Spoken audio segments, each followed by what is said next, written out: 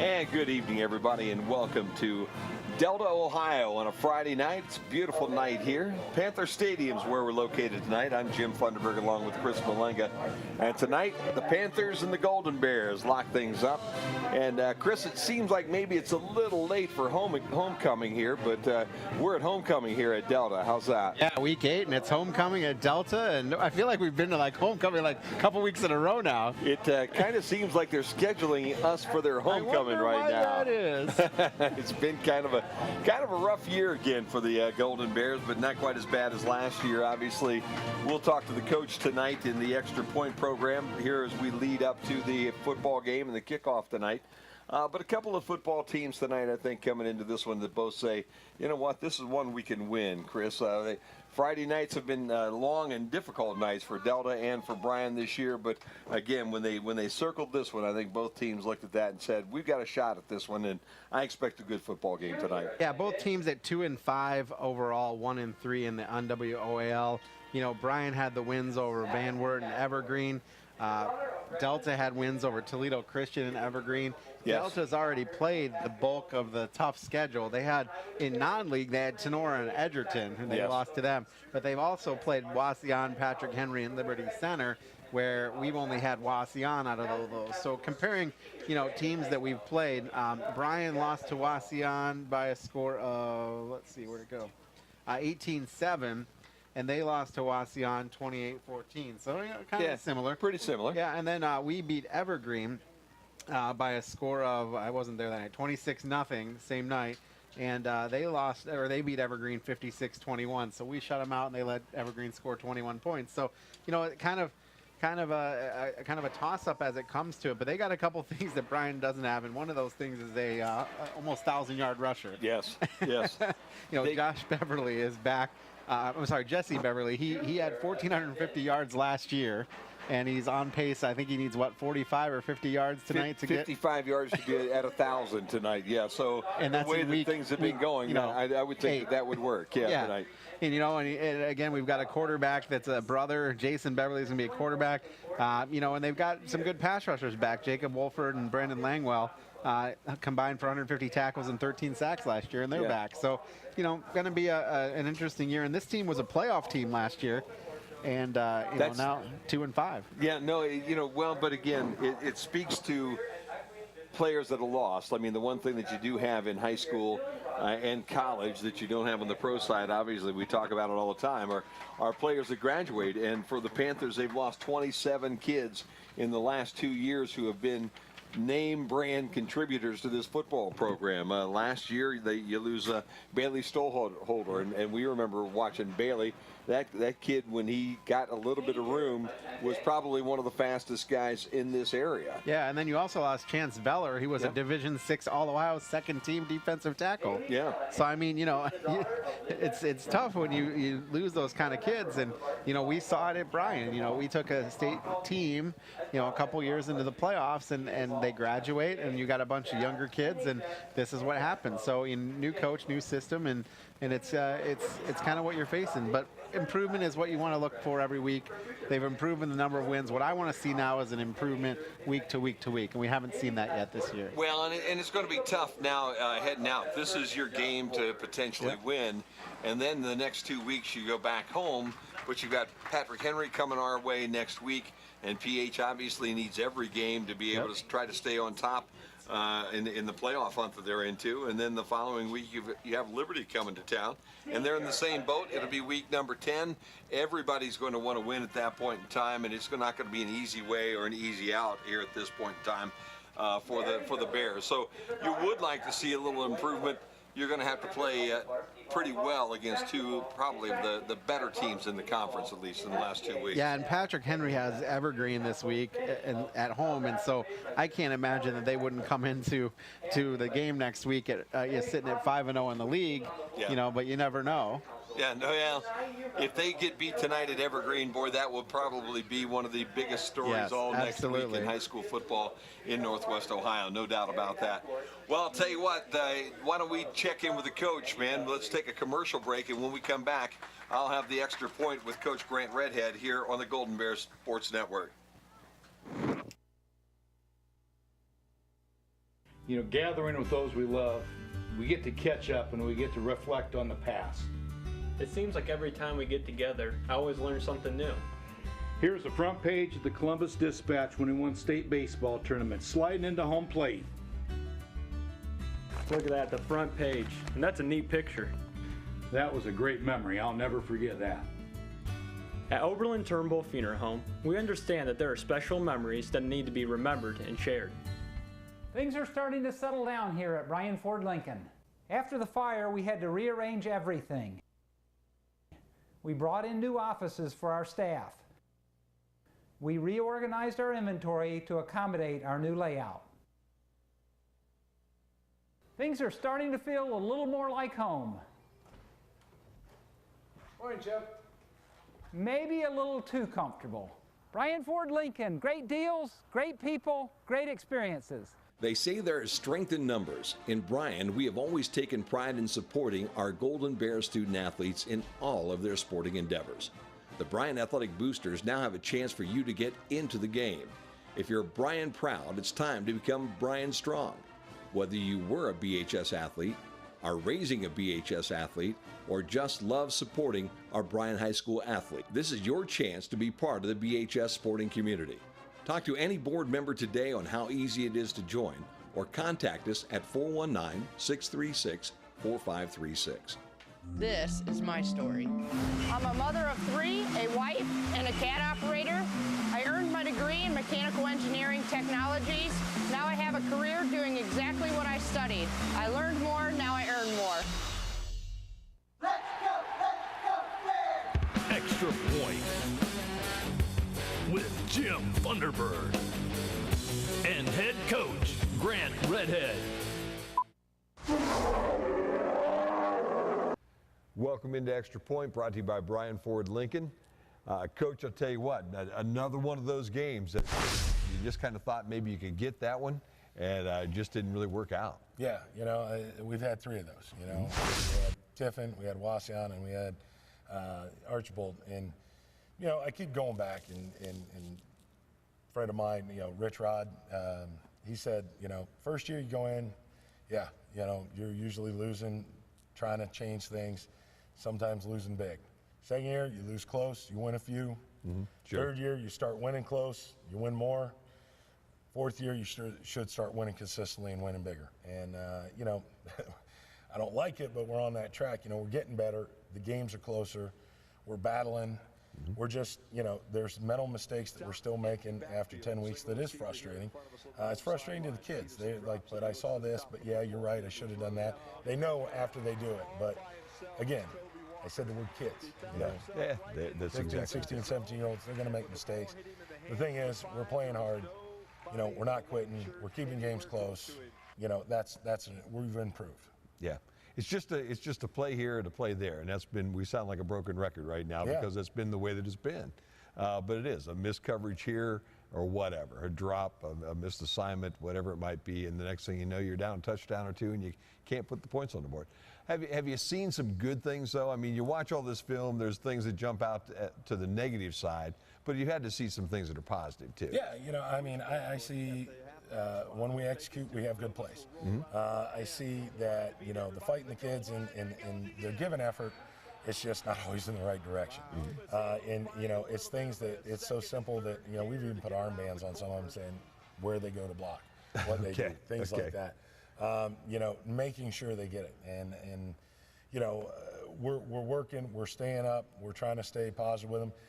We're not going to quit on our kids, ever. So, we're still coaching. Yeah, no doubt. Working as hard as we can. Seems like some of the younger guys are stepping up though and showing some signs too. Absolutely. Alex Wallvogel's been great. He's starting at running back this week. In the backfield.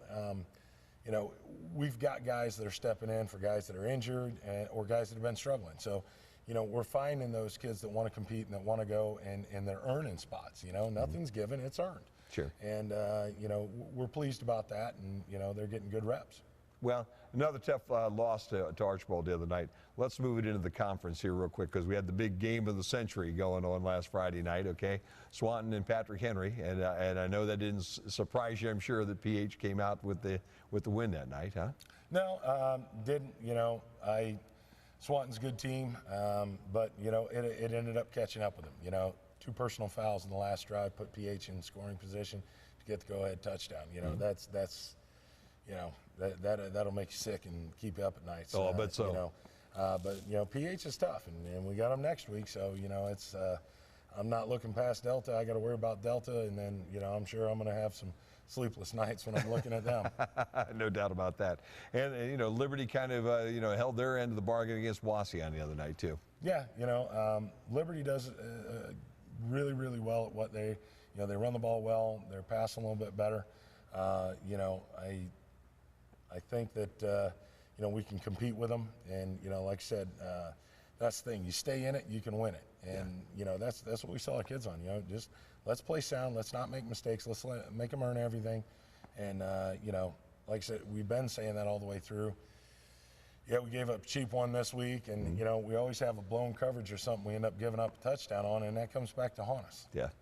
Just can't put enough points on the scoreboard right now to offset it, you really. know, we need to score more, you know, and that's the thing. We're doing some things differently offensively, you know, that are going to help us get the ball out of the box, help us throw the ball better, you know, get us in a position. You know, with packing in, you know, we had a max protection. You know, it's 8-man protection, you know, leaving the tight end. We should be able to cover it, but it's not working. So, you know, even though it should theoretically, they're bringing 8, we got 8. We're still getting leakers. Somebody's missing every time. Yeah. Now we're going to some different options, and you know, we're going to help our quarterbacks. Yeah, it'll be interesting. Delta's coming up. We'll talk about it right after this break here on the Extra Point. All right, Coach, you got Delta this week, again on the road, last road game of the season, okay? Another football team that really match up with pretty well. Yeah. Looks like a team that, again, should be a good football game on Friday night. Yeah, it is. You know, I mean, we're evenly matched. You know, both offenses are kind of sluggish, and we'll just pound the ball at you defensively. You know, I like our defense. Our defense has played well for us all season. You know, I think that, you know, we can contain 24, the Beverly kid, you know, keep him from breaking the long runs, which we've got some things designed for that. You know, we keep him from ringing us up 3-4 times on touchdowns, we're going to be okay. Yeah. Going to see the wing tee. Okay, they always love to run that up there, all right? Yep. Same old thing again this year, right? Yeah, they're still running wing. They're just trying to find different ways to get him the ball. So we are going to key on him a lot. You know, they don't throw it real well. You know, and I think we can contain the run, forcing the pass. You know, our secondary played pretty good last week, other than one play. You know, I think we'll be okay. Yeah. Injury-wise, I know you've been hurting really in the backfield. How do we look this week? Any improvement there? Well, we're still down Drew Peters. He got an MRI on his leg. We're missing Damon Belts again for the second week. You know, we've got a couple guys that have sat this day or that day because of lingering things. We're trying to get them healthy and trying to let them heal instead of just keep pushing. So, you know, it's the story of high school football. It happens. You know, it's just you make sure everybody is developing so you can say, okay, you're out, next man up, and he knows what he's doing. So, you know, we're okay. Yeah, it'd be nice to have those guys, but, you know, we're still going to be able to put a decent offense on the field. And yeah. Well, I think as we said in the first half, your young guys have stepped in. You've got to be happy. You've got some sophomores, you've got some freshmen, you've got young guys that are stepping in. Yeah, they'll make a mistake here or there, but they're really young guys, and they seem to be up to the challenge most of the time. Yeah, that's it, and they're playing. And yeah. You know, I tell the boys it's all up to who gives the team the best chance to win. You know, it doesn't matter if you're a senior or a freshman. You know, if you earn that spot, you know, that's yours until, you know, you keep it or you lose it. But, you know, you got to earn it. And those guys have. Wallvogel's earned a starting spot. Austin Dean's going to start in the slot this week. You know, we've got some guys in there that, you know, we're very pleased with. Yeah, should be a lot of fun. We can't wait for the ball game. We're heading over to Delta.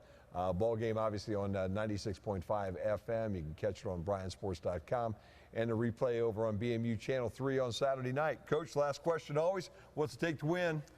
Well, you know what? We got to, I know I say execute all the time, but if we keep the ball, control it, and don't let Beverly break them, I think we're going to score. You know, their defense does have a lot of breakdowns and mistakes.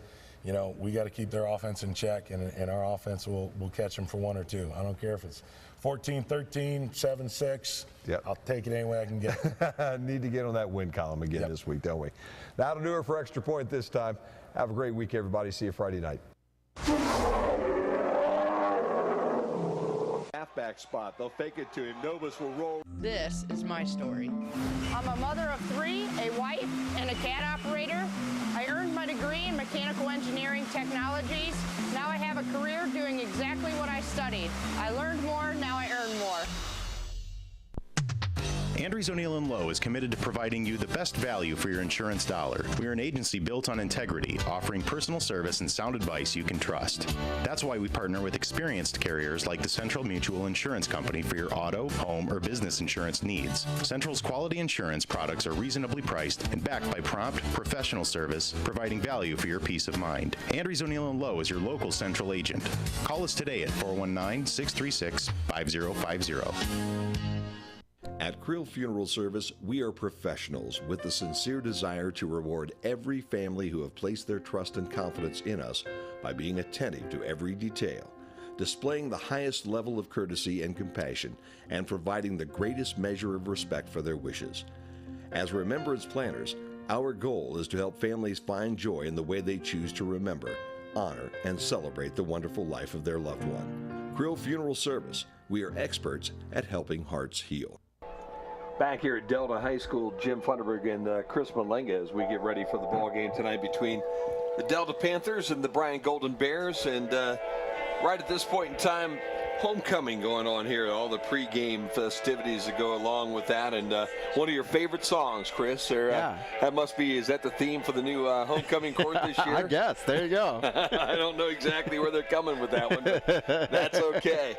Hey, we are getting to that point right now, Chris, where you can start to talk a little bit about the playoffs and who's kind of close and who's not very close and all those kind of things. Obviously, for Delta and Bryan, no playoff aspirations for either one of those two teams this year, but for several other area teams, there are a number of opportunities for these guys. Yeah, in Division 4, Region 14, Ottawa Glandorf is 7-0, and they are 4th in that region. Napoleon on the outside, they're at 4-3, but they're sitting 10th. Remember, the top 8 teams qualify for the playoffs, so Napoleon's got 3 weeks to kind of make a case and hopefully get some second-level points. Division 5, Region 18, Swanton is 6-1, and they're sitting in the 7th position. That loss last week really hurt Swanton's chances, and they need to really win out basically to get into the playoffs, I think. Taking a look at Division 6, Region 22, this is the region all of our local teams seem to be in. Patrick Henry at 7-0 is sitting first place in that region. Liberty Center right behind him. Patrick Henry's open, or is ahead by 3.4 points above Liberty Center. Right behind him is Ayersville at 7-0. So that's 1, 2, and 3. Montpelier's sitting in 7th in Region 22, and I gotta believe they need some to win out at least to get a chance of getting in the playoffs. Tenora sitting in 9th, and that's hard to believe. They're usually right in the thick of things with the playoff race.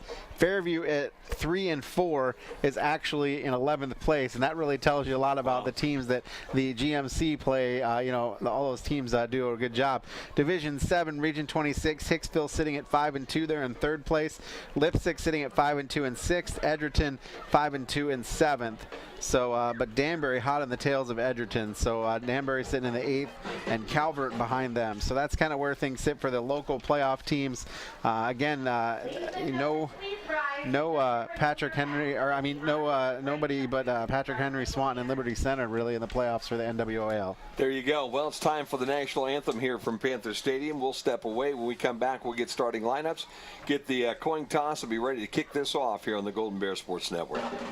Looking for a home in the Eden School District? Then you've got to check out Amerimaid Realty's listing at 507 Madison Street in Blakesley. This 3-bedroom home has been completely renovated and is much bigger than it appears. With over 1,800 square feet, it has a large family room with stone fireplace, large open kitchen, and formal dining. It also offers a double lot, a massive garage, and a deck for entertaining. Phone Misty King of Amerimaid Realty at 419-633-4997 or go to AmerimaidHomes.com. Amerimaid Realty, your hometown real estate pro. Hey, you in the old silver car. Looks like you could use a new ride. What?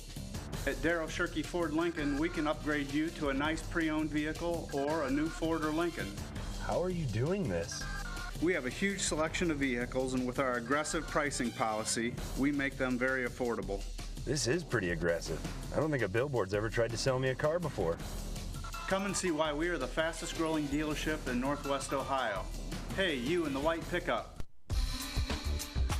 Newcomer Schaefer, Spangler, and Breininger is a great group of experts with a common goal: to serve the legal needs of this area with the greatest degree of integrity and excellence. Along with that, they respect and support the athletes in tonight's game for their determination and teamwork. An attorney's relationship with their client is like the one between a coach and their player, a position of trust. Newcomer Schaefer, Spangler, and Breininger are proud supporters of all the athletes and wish them continued success always. Back here at Delta, and you can see the moon up there if you're watching this on Saturday night on your living room there on BMU Channel 3. If you're live with us tonight, that means you're either listening in on 96.5 FM or you're listening on bryansports.com, or somehow you get WQCT, whether you've gotten up to the website or you're using it on TuneIn or another phone app that might be out there.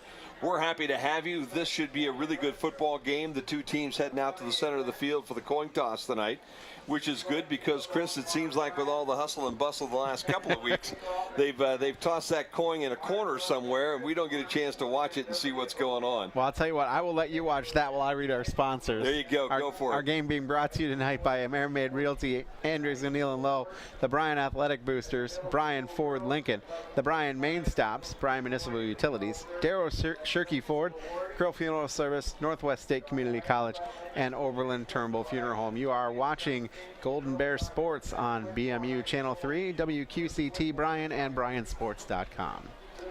Jim? Well, it looks like Delta has actually won the toss. They'll defer to the second half, and the Bears will get the football. They will be heading from right to left if you're listening on the radio here tonight. We're on the home side of the football field. There's quite a good crowd here on hands. And for the first time this year, Chris, you're seeing some winter coats and some blankets in the audience tonight. Absolutely. Temperature right now, taking a look, that's a good segue into our game time weather. Currently it's 54 degrees, clear skies, about a 10% chance of precipitation, and there is no wind currently as we reported that flag out there, and the end zone is standing still. Other games tonight, we're going to see Archibald at Liberty Center, Evergreen at Patrick Henry, Montpelier at Hilltop, Wauseon at Swanton, Ottawa Hills at Eden, Edgerton at Wayne Trace, Holgate at Ayersville, Anthony Wayne at Napoleon, Fairview at Tenora, St. Mary's at Defiance, Hicksville at Antwerp, and Van Wert at Salina. Those are the games we'll be following. You can follow all sorts of Northwest Ohio sports by going to our website at bryansports.com. I'm going to be really interested in hearing how that Wauseon-Swanton game goes here tonight. Yep, absolutely. Jones and Color will switch sides as Color now goes to the visitor's side just inside the 5-yard line, and Josh Jones will come to the home side right at the 5-yard line. Now he steps back to the 4.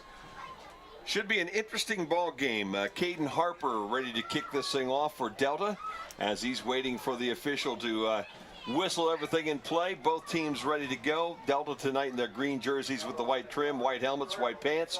And the Bears in their all white with the purple trim up the sides of the pants, the purple numbers, the gold helmets with the purple trim, and obviously the gold trim throughout those pants along with that purple. And just see how this one plays out. A couple of football teams are looking for a big one tonight. We're looking for a good ball game tonight. We're ready for the start of this one. Harper puts his hand in the air and addresses the football, and he will kick it back to Color, who will run up to the 11-yard line and grab it from there right up the middle of the football field. There's an opening. 35, 40-yard line, tripped up at about the 42.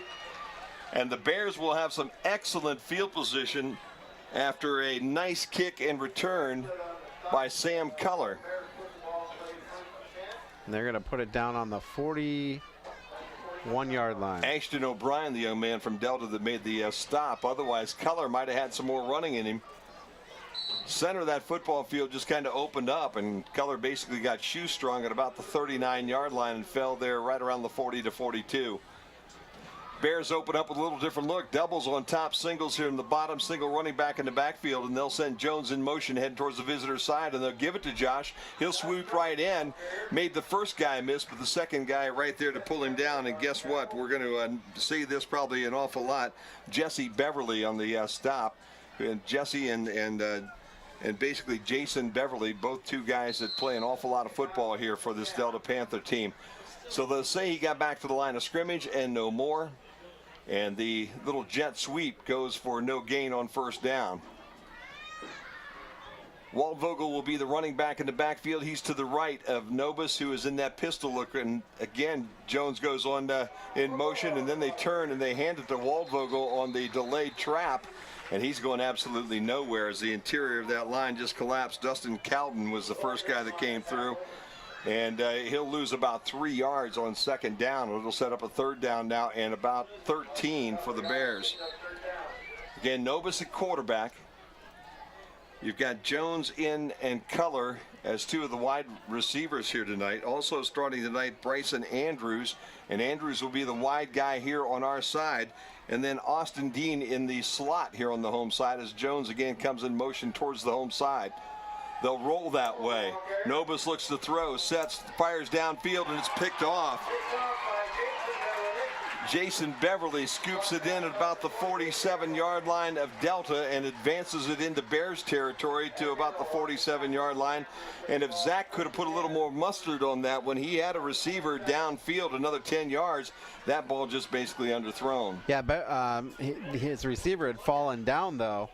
And that wasn't a good situation either. So, ball underthrown. The interception goes as a very bad punt, as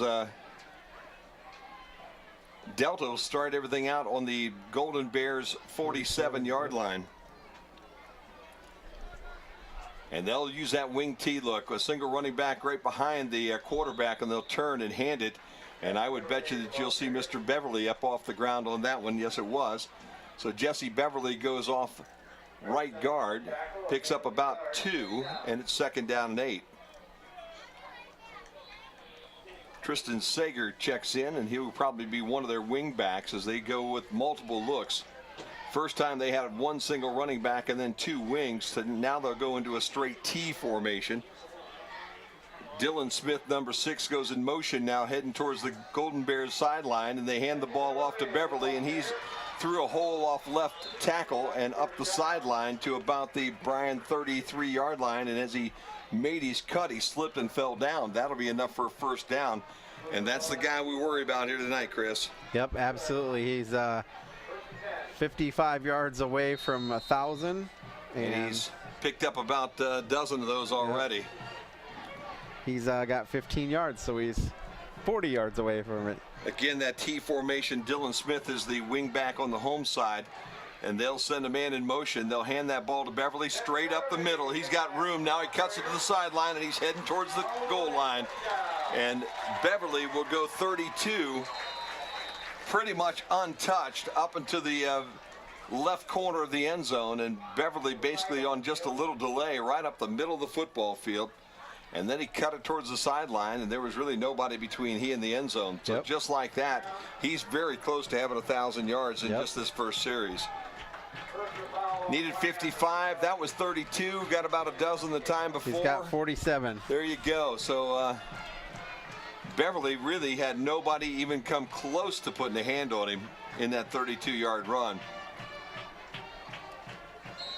Extra point coming now. 6-0 here on the main stop scoreboard. Good snap, good placement.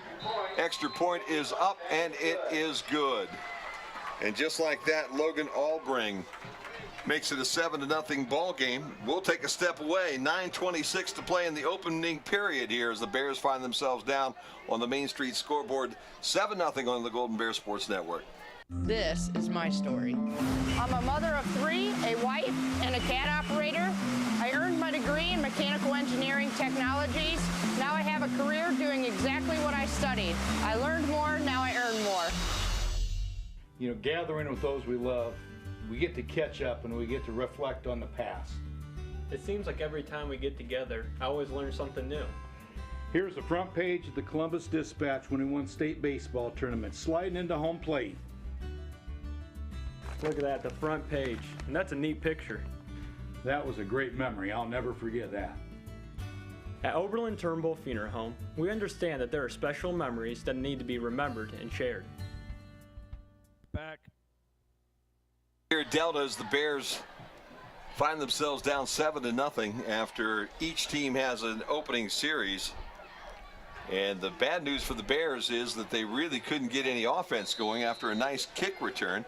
They'll send Keller and Jones back deep again. Keller will be on the visitor side back right about the 4-yard line. Jones will be on the home side, and he's at the 5. And we had a little penalty there, an unsportsmanlike penalty after the kick. And so Delta will be kicking from the 45-yard line of the Golden Bears. They'll squib this one, and it will be picked up and fielded and downed at the 25-yard line. And a late flag coming in may go against Delta for a late hit, but we'll have to wait to see. O'Neal made the tackle, and it was Bryce Wagner who made the pickup. We got a face mask against Delta, and they will tag that on, and the Bears will have great field position. Now they just need to get some offense moving. Who was that caught the ball? Wagner, Bryce Wagner, 24.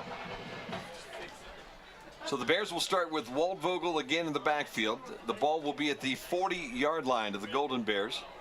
Waldvogel will be in the pistol look with Novus, and he will be to his left. They'll send a single receiver to the top, a slot receiver and a wide receiver here on the home side, and they will bring Josh Jones from the visitor side to the home side and throw him the ball in that little flanker screen. He's at the 40, up the sideline and out of bounds across the 45. They're going to say he stepped out right at the 45-yard line.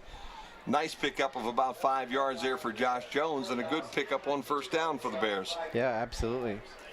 9:15 to play here in the opening quarter. If you just tuned in, just underway here from Delta. Each team have had one series on offense. This is the Golden Bears' second. Bears sputtered in that first drive. Delta with a 32-yard touchdown run by Jess Beverly. Have a 7-0 lead right now. Novus again in that pistol look. This time Waldvogel to his right.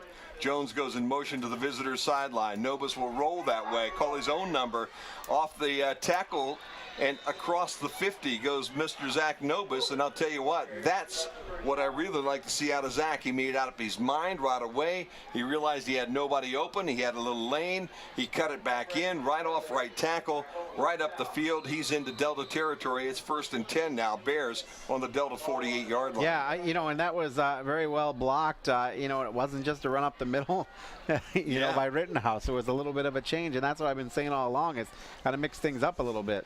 Bears go again with doubles on the home side. They'll bring Josh Jones now in motion that direction. Novus will head that way, but we have whistles and flags and an offsides, I believe, against Delta. It is. It's a 5-yard walk-off against the Panthers, who are offsides. And the Bears showing some desire to get to the edges. They've not shown this all year long. Right. I'm sure the Panthers are kind of wondering exactly what's going on.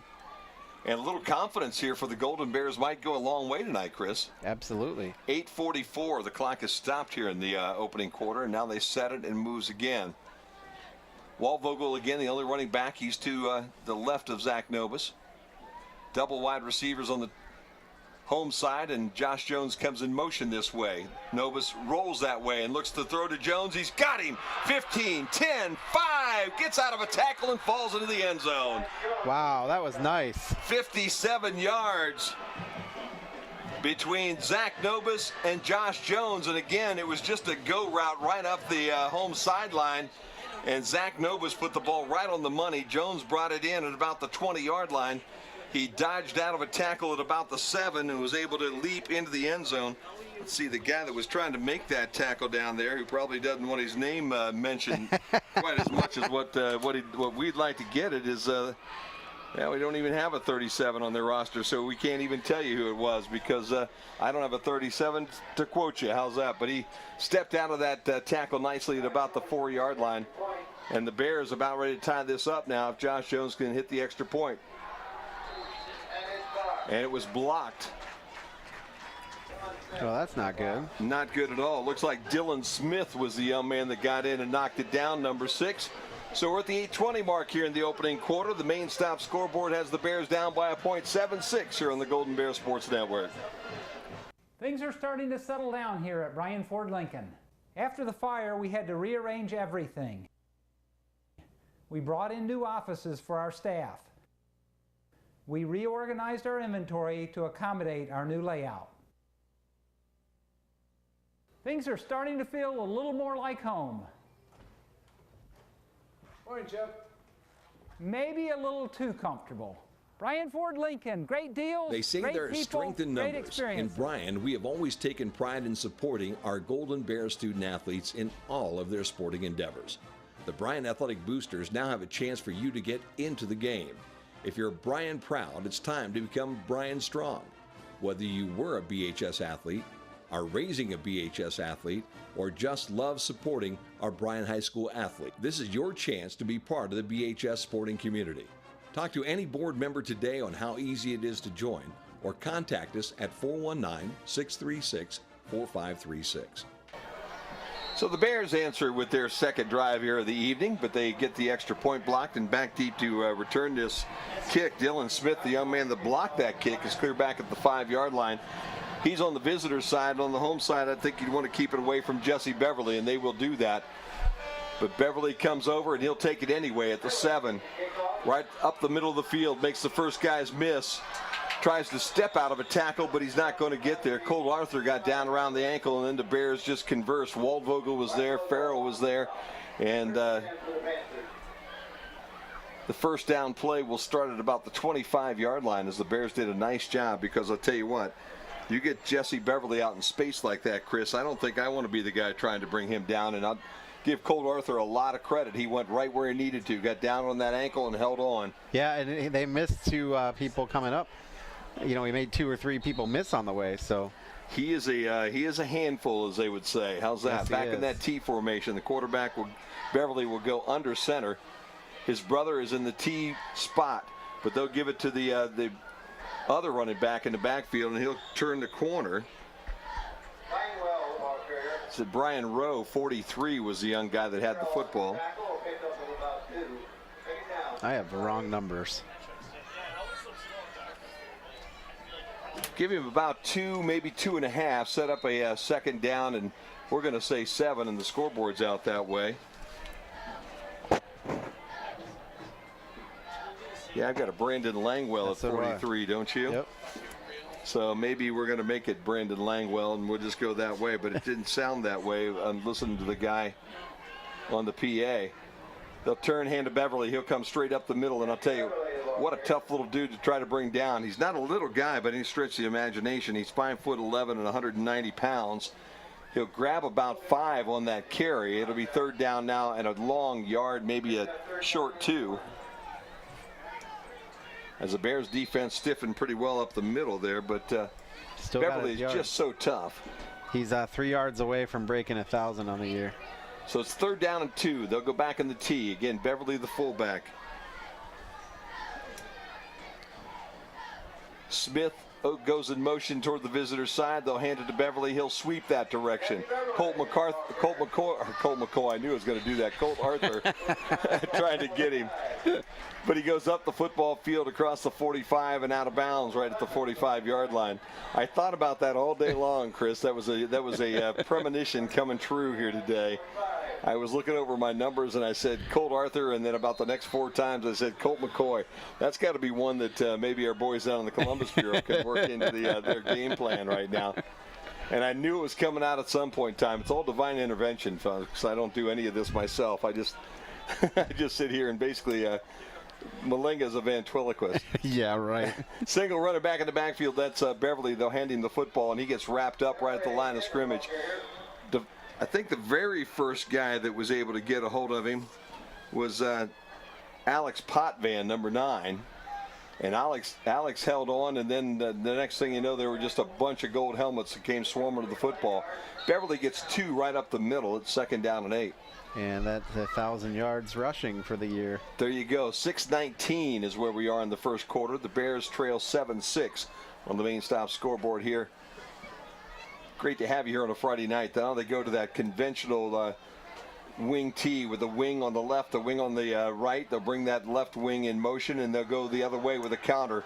They give it to number 6, Dylan Smith, and Smith goes around left end. He'll be close to a first down. All the motion came to the home side. Yep. Smith then went the opposite direction with a cadre of blockers, and he got almost what he needed. It's third down and a short one. Ball now in the Bears territory at about the 46-yard line, and they need to get just about to the 45. Yeah. It's just the first down markers on the 46 side of the 45, if that makes sense. So it's less than a yard. You are right. And they'll come out with that traditional wing look again. They've got a wing guy here on the home side. Now they have 2 backs in the backfield, actually. And they'll turn, and guess who gets it? Number 24, and he'll have the first down. Nice push off the left side of that offensive line. Beverly darts across the 45 to about the 42. It's first down and 10 as the sticks move here for the Delta Panthers again. Tristan Sager checks in. And we're going back and go with the numbers that we see here, Chris. We're going to go Brandon Langwell, 43, checks out. How's that? Works for me. First down and 10. Again, that wing look. They'll bring a guy in motion. They'll hand that football off to him. Ooh, nice hit. And a beautiful stick at the 40-yard line. We got a flag in the backfield. That was Sager on the carry. And the face mask will go against Delta. That's their second of the night. It'll wipe out a pickup of about 2. The walk-off will come pretty much from the line of scrimmage. In fact, about a yard behind the line of scrimmage. And it will move us all the way back into Delta territory. And by the time they're done walking, they'll be at the 43-yard line of Delta. So they went from the 42-yard line of Bryan all the way back to the 43-yard line of Delta.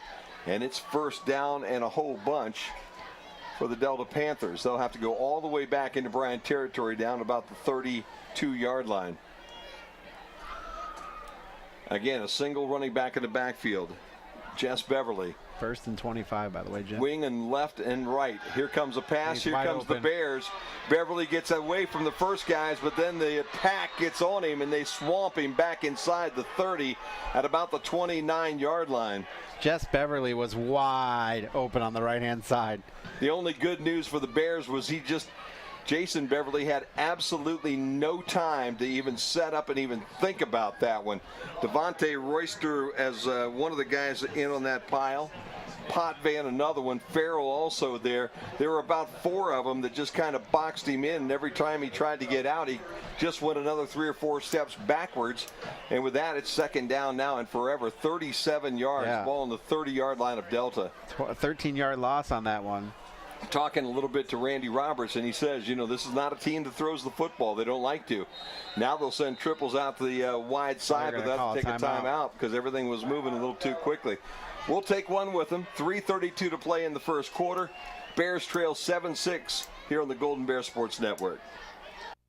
An insurance policy is essentially a promise to pay for covered losses that occur to your assets. At Andrews O'Neill & Lowe, we take this promise seriously, from the minute you accept the policy to the moment the loss occurs and beyond. That's why we place your auto, home, or business insurance with an experienced carrier like the Central Mutual Insurance Company. Our expertise, matched with Central's quality products and service, provide you protection, security, and peace of mind. Andrews O'Neill & Lowe is your local Central agent. Call us today at 419-636-5050. Back out at Delta, and Jim, I just can't get over the fact of how wide open Jess Beverly was on the right-hand side. He was over here at the 40-yard line with nobody near him and a whole bunch of green grass in front of him, and the time was just not there to set and throw. The Bears were on top of that one. They really came with a huge pass rush that time. I'm not sure whether they blitzed or not. If they did not, they got a great pass rush from the front guys. Matt Harold is sitting up there, Connor Ford, and then also Farrell. basically on the other end spot. Now they'll drop into just a 3-man front with 4 linebackers and 4 deep backs. They'll pitch, and it looks like Beverly wants to try to throw this on a halfback option. He'll keep it. He'll turn the corner. He'll be up across the 35 and step out close to the 40-yard line. That will be well short. Looked like Beverly was wanting to throw the ball downfield, but there really was not anybody down there that was open. So it was more of just a disguise and hoping that Jesse Beverly would maybe catch a seam and be able to get up the sideline for more than what he could. Instead, he gets about 10. It sets up now a 3rd down and 27 from the Delta 40-yard line. They'll send triples to the tops now. Beverly, the only guy in the backfield, they'll go to that pistol look, and they'll pitch the ball to Beverly. There's the same play. He's swinging to his left, wants to throw. Here comes the rush. Farrell's chasing him. Devontae Royster's chasing him. And Potvin, he cuts back across the other side of the field. Now he's in the middle of the football field, and he gets across the 50 to the 45, and he slips and he falls down. That is crazy. I think really if he could have kept his footing there at about the 43-yard line, he might have found his way out of the trap there. I'll tell you what, that young guy is awful shifty out on the football field, Chris. Yeah, absolutely, and he had like 25 different cuts on that thing. It's still 4th and 11, though. Again, he showed that look to throw that football, and it doesn't look like they're in punt formation to me right now. Well, maybe they are. Beverly is their kicker. Jesse's back at about the 45-yard line of the Bears. Low snap, and he's going to take off running. Now he's going to look to throw the ball. Here comes the Bears. He's going to change directions and head the other direction. He's going up towards the top of the football field. A big block as he heads to the Bryan sideline. Here comes a whole bunch of Bears. They'll lock him down. Cole Arthur's the first guy that got him, and they'll knock him down across the 50 on the other side of the football field, and we got a Bear down. He is hurt right on the knee. And that is Potvin, I believe, is down. He took just a total blindside shot at a good, solid, clean block, but he couldn't see it coming. As Beverly ran towards the home sideline, he ran out of room, and then he tried to change directions, and he turned and headed back towards the middle of the football field. And just as he got to about the hash mark, one of the Bears who was pursuing him just got totally wiped out. He was so in tune with Beverly and where he's going that he got totally taken out. As Beverly then headed for the visitor's sideline, there was a whole host of Bears waiting for him over there, and he gave up a little bit of ground, and the next thing you know, the Bears had the football back on the Delta side of the 50 at the 48-yard line, and it will be Bears football 1st and 10. But the very first thing we want to worry about right now is how young Mr. Potvin's doing down there at about the 33-yard line. Trainers are out, and I think we're going to have enough time just to step away. 2:19 to play in the opening quarter. Why don't we take a timeout too? Main Stop Scoreboard has the Bears down by a point on the Golden Bear Sports Network. This is my story. I'm a mother of 3, a wife, and a cat operator. I earned my degree in mechanical engineering technologies. Now I have a career doing exactly what I studied. I learned more, now I earn more. As the baby boomer generation tires of traditional send-offs, funerals are becoming increasingly more personalized. People are pre-planning their own remembrance gathering. Pre-planning is easy and will pay off both emotionally and financially for you and your family. Plus allows you more control over your last hurrah. At Krill Funeral Service, we're not just funeral directors. We are experts at helping hearts heal. Good news is Alex Potvin is up and walking towards the Bryan sideline. Not moving too quick, but he is up, and that's a good sign, Chris. A couple scores from around the area? Yep, Napoleon's up on Anthony Wayne 7-0. That game's in the second quarter. Saline over Van Wert 14-6 in the second. St. Mary's on top of Defiance 14-0 in the second quarter. It's Liberty Center over Archbold 14-0. Hilltop over Montpelier 3-0. And Ayersville over Holgate 21-zip. Hicksville over Antwerp 13-0. Zach Novus will come back out as the quarterback for the Golden Bears, and the last couple drives have looked a little bit better for the Golden Bears here tonight. Rittenhouse will now be the running back to his left. Double wide receiver here on the home side, single wide out on the top. And now they bring him, Josh Jones, in motion towards the home side, and they'll roll that way and throw. And complete inside of Delta territory, inside the 40 to about the 41. And the Bears have a hookup with Bryson Andrews. So Andrews gets about 8 on that first down throw, and all of a sudden some good things starting to happen with this offense with that spread look, Chris. Yep, absolutely. They're just switching plays up, and that was a nice 8-yard pickup. Again, a Delta team that came in tonight looking for the Bears maybe to be a little more conservative. Colt Arthur will be in the slot on the visitors' side. Andrews will be the wideout to that top side. Jones is the wideout here on the home side. Now he goes in motion. They'll hand him the ball. He's sweeping. Visitor sideline. Cuts it right up across the middle of the football field for a nice gain. 35 down to about the 31-yard line. And now Jones a little bit slow, I think, getting up. He's the last guy off the pile. But he is up and hobbling just a little bit after he picked up a nice run and a first down. A minute and a half to play here in the opening quarter. And the Bears looking to go on top for the first time tonight. Ball will be marked right at the 30. Bears going to take a timeout, it looks like. Yep. Golden Bears want to take a timeout. I think Josh Jones needed a minute just to go over and get a drink of water. Minute 23 to go in the first quarter. The Bears trying to drive here and take the lead, but right now they trail on the main stop scoreboard 7-6 here on the Golden Bear Sports Network. Hey, you in the old silver car. Looks like you could use a new ride. What? At Darryl Shirkey Ford Lincoln, we can upgrade you to a nice pre-owned vehicle or a new Ford or Lincoln. How are you doing this? We have a huge selection of vehicles, and with our aggressive pricing policy, we make them very affordable. This is pretty aggressive. I don't think a billboard's ever tried to sell me a car before. Come and see why we are the fastest growing dealership in Northwest Ohio. Hey, you in the white pickup. Back here at Delta, it looks like I have to wait and see if 27, I think he's on the sideline. Yep, there he stands over on the right next to the coach over there. So Andrews will go up to the top. He's the wide out on the visitor's side. In the slot up there will be Austin Dean. Single running back in the backfield. Arthur goes in motion, and Nobis will follow him. They'll go around the visitor's sideline, round the end and out of bounds after he picks up about 6, maybe 7. Mark him down at about the 24-yard line, so give him 6. And again, all of a sudden, with the motion, things are working a little bit better here tonight for the Bears. And timeout Delta, amazingly enough, with a minute and 15 to play here in the opening quarter. Why don't we keep it right here? Yeah, I've been very impressed. I mean, again, you've been running that I formation all year long, Chris. You've been running the ball. Tonight, no Damon Bells because he's hurt. It's been forever basically since Drew Peters has been able to play, and hopefully he'll get a chance to play before the year's over, but there's no guarantees right now. But tonight, Bryson Andrews has come in and made some very nice plays. You've seen Austin Dean come on and play. So all of a sudden the young faces starting to get out and get their time on a Friday night. Yeah, I mean, if they aren't getting it done, with the team they had, they're going to have to bring in some of the young guys and see what they can do.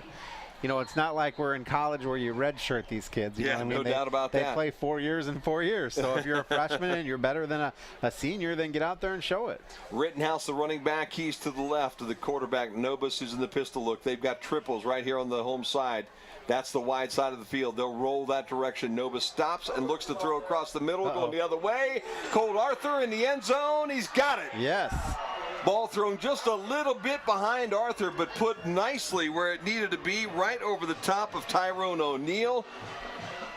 And Arthur able to reach backwards, catch that football, take the hit, fall on his back, and just like that, the Bears are up 12-7 right before the end of the first quarter. Wow. That was a nice one. He threw it in the cut. It looked like there were 2 guys down there and almost like double coverage, but he put it right on the money where it needed to be. Nobis rolled towards the home side. He stopped in the middle of the field. Then he looked back towards the visitor's corner, and that's where Arthur was cutting across the middle, and he put the ball right where he needed to be. So Jones here for the extra point. Bears will just go for 1 here after this score. Decent snap, decent placement. Kick is up, kick is good. And with a minute and 8 seconds left to go here in the opening quarter, the Bears finally on top, 13-7 on the main stop scoreboard. We'll be right back here in the Golden Bear Sports Network. This is my story. I'm a mother of 3, a wife, and a cat operator. I earned my degree in mechanical engineering technologies. Now I have a career doing exactly what I studied. I learned more, now I earn more. Gathering with those we love, we get to catch up and we get to reflect on the past. It seems like every time we get together, I always learn something new. Here's the front page of the Columbus Dispatch when we won state baseball tournament, sliding into home plate. Look at that, the front page. And that's a neat picture. That was a great memory. I'll never forget that. At Oberlin Turnbull Funeral Home, we understand that there are special memories that need to be remembered and shared. Back here at Delta, and Chris, pretty impressive little drive for the Bears. Yeah, 4 plays, 48 yards, a minute 10 seconds, capped off with a touchdown of 24 yards, Nobis to Colt Arthur. Dylan Smith will drop back deep. He's on his 5-yard line. He's on the Bryan side, and then taking up most of the football field is the young guy by the name of Jess Beverly.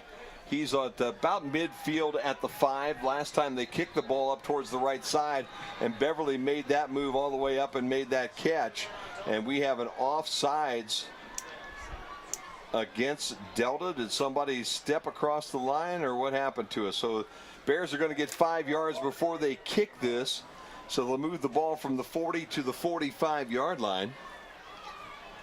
And it might give them the ability to kick it over everybody's head and into that end zone here, which would be a good thing as Josh Jones tees it up again at the 45. You want another great stat? Yeah, what's that? We have 13 points, and both of them were touchdown passes. There you go. Happen? That's kind of an amazing stat for this season, isn't it, huh?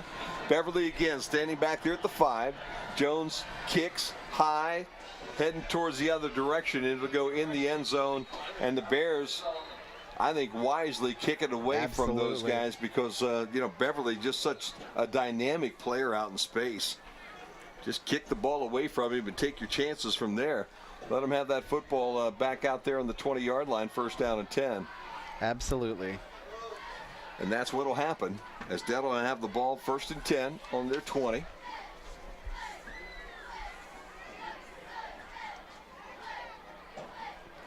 Beverly again the quarterback, and he comes off the sideline after talking to the coach and getting things worked out. Jeff Wolford here. Last year, his first year, he was 7-5, 4-3 in the conference. As you said in the pregame, Chris, made it all the way to the playoffs.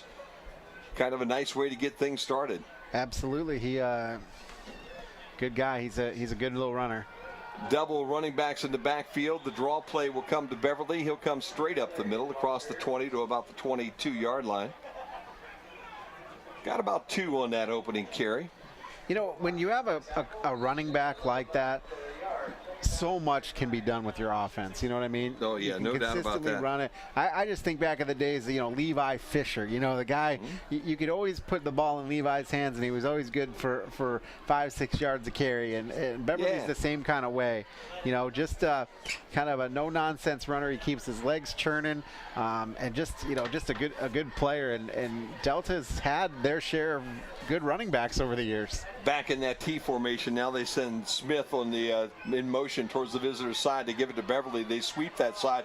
He steps over about 4 guys out across the 30 to the 35-yard line. Tell you what, those legs high, churning over people. Yep. Everybody trying to get down there and grab those ankles, and Beverly just keeps those legs churning.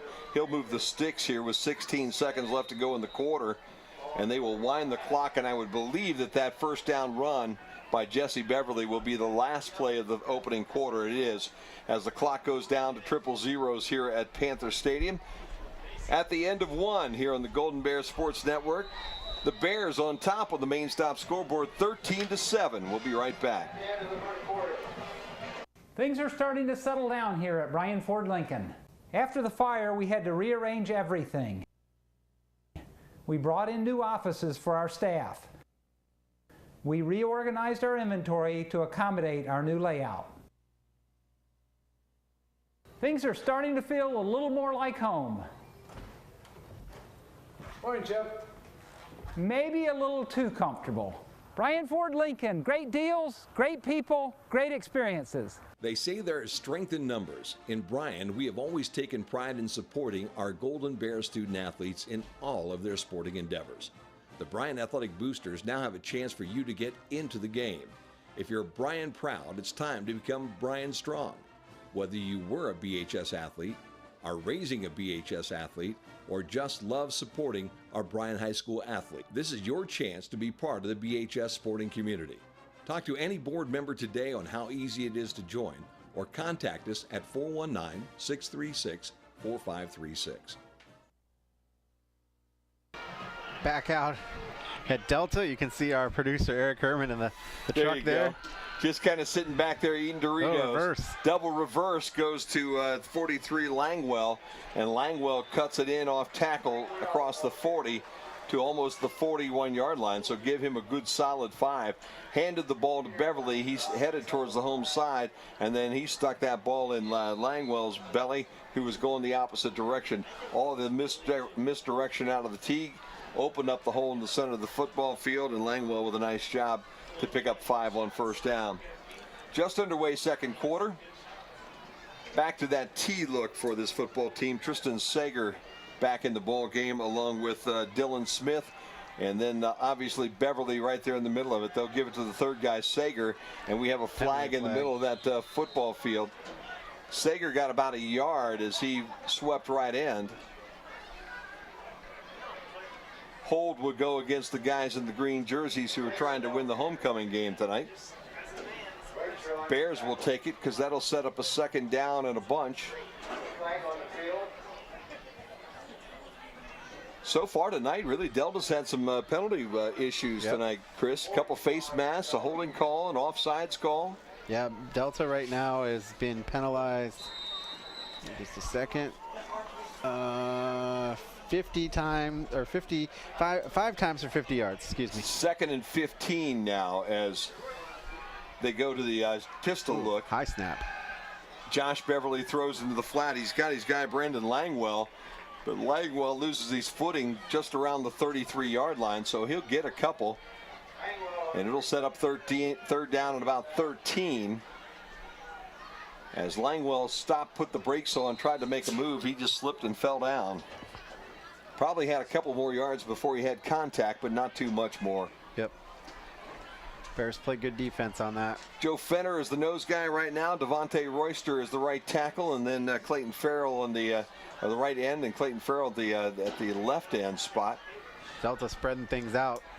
They put triples up on the visitor sideline. The two Beverly brothers in the backfield.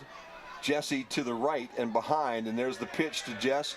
He'll try to sweep right in. Now he tries to reverse his field, and he's going to go down in the backfield, and the Bears will have a real nice job. And I'll tell you what, Lucas Nye just wrapped Jesse Beverly up and said, "You're going nowhere, buddy, but down," and that's going to set up a 4th down and 15. Beverly with the sweep towards the right side. He stopped. He tried to step over a couple of guys, and that's when Nye grabbed him by the ankles and said, "No mas." That's what I like about the Bears defense there. They only put 2 guys out in coverage because they knew that was Beverly all the way. Waldvogel back to return the Beverly kick. He'll roll to his right and then finally kick the ball. Flag. Line drive kick that will bounce past Waldvogel and roll down to the 20-yard line. But as you said, Chris, a flag back around the 35-yard line of Delta, and we'll have to see what this is all about. It's down at the 20. They're going to pick that one up. Don't know exactly what it was, but it will get picked up, and the Bears will have the football right at the 20-yard line, their own 20. 9.5 minutes to go here in the second quarter. Bears, last drive, ended up at a touchdown and an extra point and made it 13-7. That's where we stand right now. Knock on wood. I mean, since that very first drive for Delta, the Bears defense has done a pretty nice job of wrapping them up and stopping them, Chris. Yep, they have. Delta's offense on the night is 105 yards, and Bryan's 100. Josh Jones back in the ball game. He'll come wide out to the home side. They'll send doubles up top. Single running back in the backfield. Novus in that pistol look right now. Jones now goes in motion toward the visitor side, and they'll look to throw him that little flanker screen. He's got it up the sideline. Good speed. Steps out somewhere close to that first down marker. They're going to say he got 8. So mark him out at the 28, and a nice job by the Bears offense on that little quick flanker screen. Actually going to give him almost 9. 2nd down now and 1 for the Golden Bears. We'll take it. Got it almost to the 29. Clock is stopped with a 9:24 to play here in the second quarter. Again, doubles come our way. Single back, that's Rittenhouse in the backfield. Jones, the only guy to the top, and now he's running towards the home side in motion. Low snap, Nova's going to keep it. Tries to get right up the middle of the football field, and he'll get back to the line of scrimmage. He might get a foot. He'll be close to that 29-yard line after he's tackled right in the middle of the football field, and Jacob Wolford, the young guy that wrapped him up and dropped him right there. So now it's a legitimate 3rd down and 1. Bears have the ball on the 29-yard line. Clock is moving at 8:56 and counting here in the second period. Got to be able to get a yard here. Colt Arthur in the slot here on the home side. Andrews is the wide receiver on this side. Jones all by himself on the top. Now he comes in motion this direction. They'll fake the ball to him, and Novus goes forward. He should have it. I think he's awful close. It looks like they've marked him at the 30-yard line. Put his head down, kind of stuck it in no man's land, and he had 3 Delta Panthers right there to wrap him up, but I do think forward progress will give him the first down. It did. They're moving the chains. Wasn't going any farther. It wasn't... Didn't need to go any further. Nope. Just needed that much. That's right. It's good to see Zach Novus having a good ball game tonight. He's 5 of 6 passing for 89 yards and 2 touchdowns. He's also had 4 rushing attempts for 14 yards. Josh Jones, again, the only wide receiver. He's on the home side now, the short side of the field. They'll put doubles up to the top. Get Andrews out wide. Here goes Jones in motion now to the visitor's side. Novus will throw the ball to Jones in that flanker screen. Gets a block and another block. He's up the sideline. He's still moving. Unfortunately, stepped out of bounds back around the 41-yard line. And everything cleared her out at midfield, and Josh Jones was on his way to the house. But unfortunately, one step out on the Bryan sideline at the 41. Gives the Bears a first down, but brings them back inside their own territory for first down and 10 at the 41-yard line. And a timeout, and I think Delta's going to take their last timeout here of the first half. That's kind of an interesting situation, but they're just not reacting all that well to the spread here tonight, Chris. Yep. They didn't expect it, and they're getting it here this evening. 8:02 to play in the first half. We'll step away. Bears up 13-7 here on the Golden Bear Sports Network. Newcomer Schaefer, Spangler, and Breininger is a great group of experts with a common goal: to serve the legal needs of this area with the greatest degree of integrity and excellence. Along with that, they respect and support the athletes in tonight's game for their determination and teamwork. An attorney's relationship with their client is like the one between a coach and their player, a position of trust. Newcomers Schaefer, Spangler, and Breininger are proud supporters of all the athletes and wish them continued success always. Woo. A little pissed off tonight. Here back here at Delta, man, as they came back right at the right time. Swanton not real happy about things tonight, so is that what you said there? Yeah, they're not really. They're up 21-0 over Wasion. I said they're having their personal bests here tonight. Is that what they said? That's exactly what I said. Yeah, that's my story, and Herman's going to edit out the rest of that. How's that? First down and 10. Bears have the football. 8:02 to play. Ball on the 41-yard line. Again, Rittenhouse, the only running back in the backfield. The Bears have doubles here on the home side, and Josh Jones coming from his single spot on the visitor side in motion. Novus rolls, throws, got a guy, that's Arthur on the sideline. Arthur catches the ball at the 31, advances it inside the 30 to about the 26, and is tackled right there. But the Bears with a big first down as they head all the way into Delta territory. From their 41 down to the pickup of 30. So they're going to say the 30 now is when he stepped out of bounds. Okay. All right. Well, we're going to have to revise that. About 29 though on that pitch and catch, and a real nice job by the Bears there.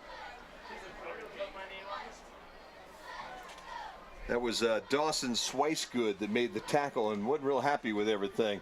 Jones the only receiver here, and he goes in motion from the home side to the visitor side. Novus keeps the football and goes right up the middle of the field.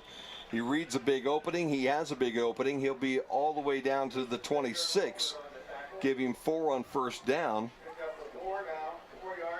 And all of a sudden, they don't know exactly which way we're coming from, Chris, which is a good thing. So Novus went to the sideline quickly, comes right back out on the football field. The clock is moving. 7:27 to play here in the first half. The main stop scoreboard has the Bears up by 6, 13-7, and the Bears would like to add to that. Andrews, the wide receiver, all the way to the top. They'll go with trips now, as Arthur will be in the middle, and in the slot will be Jones. Novus will roll to the visitor's side and throw the ball down the field, going for Jones, and it's overthrown. Was it intercepted? No. No, ball's incomplete. Wow. Jesse Beverly had the best opportunity at that one, but couldn't pull it in. That's why he's a running back and not a wide receiver. He had just an absolute open path to the football down around the 12-yard line towards the sideline and couldn't pull that one in. So that'll stop the clock at 7:03 to play and set up a 3rd down now and 6 for the Bears. And again, probably in 2-down territory for the Golden Bears. Yep. Rittenhouse again, the only running back. He'll be to the left of Novus, who's in the pistol. 2 wide receivers to the top, and Jones now goes to motion that way. Novus will roll. Now he'll cut it backwards and try to get some room. He's got a couple of Panthers on him, but he's still driving forward. He's inside the 25. He's close to the 23. He'll be short of the first down by about 3 yards. But Zach Novus looked like he was going to get stopped at the line of scrimmage, and he just wouldn't give up. And the Bears blockers helped him just a little bit. It'll set up 4th down and 3. Bears now at the 23-yard line, and they need to get to the 20. And you know, it was really close there. Almost could have called a face mask on the defender as he was kind of grabbing up near the helmet. So Novus went to the sideline. He talked everything over with the coaching staff. Jones will go tight to the visitor side. The Bears go with that overloaded look to the right side in an I formation, and they'll turn and hand the ball to Rittenhouse, and Rittenhouse slips and fell down. Then he lost the football after he got hit, but he slipped in the backfield, and the 4th down try will go as a turnover basically on downs to the Delta Panthers. So the Bears came out with that I look, overloaded the right side. Nothing, absolutely nothing happened there. There was no opening. Rittenhouse basically got tackled in the backfield, and the ball goes over on downs. That'll be Delta football at the 24-yard line. Wow, that's a tough one right there. If this one doesn't go our way, Chris, that'll be one that people will talk about a little bit, because you go away from that spread all of a sudden on a 4th down and 3. Delta now with that T look. Beverly's the guy in the middle. They'll turn and they'll hand it to the last guy coming through. That's Dylan Smith. He'll turn the home corner, and he'll cross the 25 and finally get knocked down at the 29-yard line. So a nice pickup of about 5 yards by Dylan Smith. Sager will come out. Langwell comes back in. Well, now Sager is heading back in, and Langwell's heading back out. So just like that. 5:37. Sager thought he was going to get a playoff, but he doesn't. He'll be the wing here on the home side. They've got Dylan Smith on the wing on the visitor's side, and Beverly in the backfield. Little misdirection. They'll give it to that wing man coming up from the top side. That's Smith, and Smith has no place to go. Devontae Royster able to grab him as he was trying to turn that corner. He'll get back pretty much to the line of scrimmage and not much more. They'll mark him at the 29.5-yard line, 30-yard line, so they give him about a yard, didn't they? So it's 3rd down at about 4. Bears make some substitution. Delta goes back in the T. Beverly goes back under center. Langwell goes in motion, handoff to Jesse Beverly straight up the middle. He has the 1st down, and he'll chug his way to the 40-yard line. Give him 10 on that run. Everybody in the center of that football field grabbed a hold of that one and just held on. Lucas Nye, Alex Waldvogel, 2 of the guys there. Dylan Wagner as well. Pickup was enough for the 1st down. So Delta has the football, and they're back in that T look again. Beverly right back under center. Jesse Beverly's the guy in the middle. Dylan Smith on the visitor's side. They'll hand it to him, and they'll head towards the home sideline. Bears there to wrap him up after a short gain. He'll get to about the 41, maybe the 42-yard line. Again, with that T look, you just never know where the ball's going, and everybody's going in different directions, Chris. Yeah, and you don't know which receivers or which running back's going to have the ball. You really don't. And again, Jason Beverly is a younger guy. He's only a junior. His big brother's a senior. And you named Josh Beverly a little while ago. Jesse Beverly, the only running back now in the backfield. But they'll give it to the wing back who cuts it back towards the visitor's sideline, and Dylan Wagner's right there to pick him up. They fake the ball to Beverly, who is heading towards the home sideline, and then the misdirection goes back to Langwell, and Langwell gets stuffed for no gain. It's 3rd down and 10. Again, misdirection. Beverly looks like he's sweeping towards that home sideline, and then they hand it to the wing who's coming back the other direction. They've been pretty successful with that tonight. They'll put Dylan Smith again at the wing on the visitor's side. And Langwell, the wing on the home side. High snap, Beverly drops, looks like he's going to throw. Now he's running out of time, ducks underneath the pass rush. He's at the 40, makes 2 guys miss, makes another miss. He's at midfield, and he'll have the first down as he puts his head across the 50-yard line and stretches the football to the 49. There were Bears all over the place that had an opportunity to stop young Mr. Beverly between he and that first down marker, and he was just not about to come down. Nope, he did a nice job picking that up. Langwell will come off the sideline. Sager comes back into the ball game. And they also have Caden Harper, and Harper will be their tight end here on the home side. 1 wing on the home side, 2 running backs in the backfield. Beverly goes under center, and he'll hand to his brother. Right tackle, he's got room. He's in Bears territory across the 45, knocked down at about the 41. That'll set up a 2nd down and 8 as the clock's now under 3 minutes with 2:54 to play in the first half.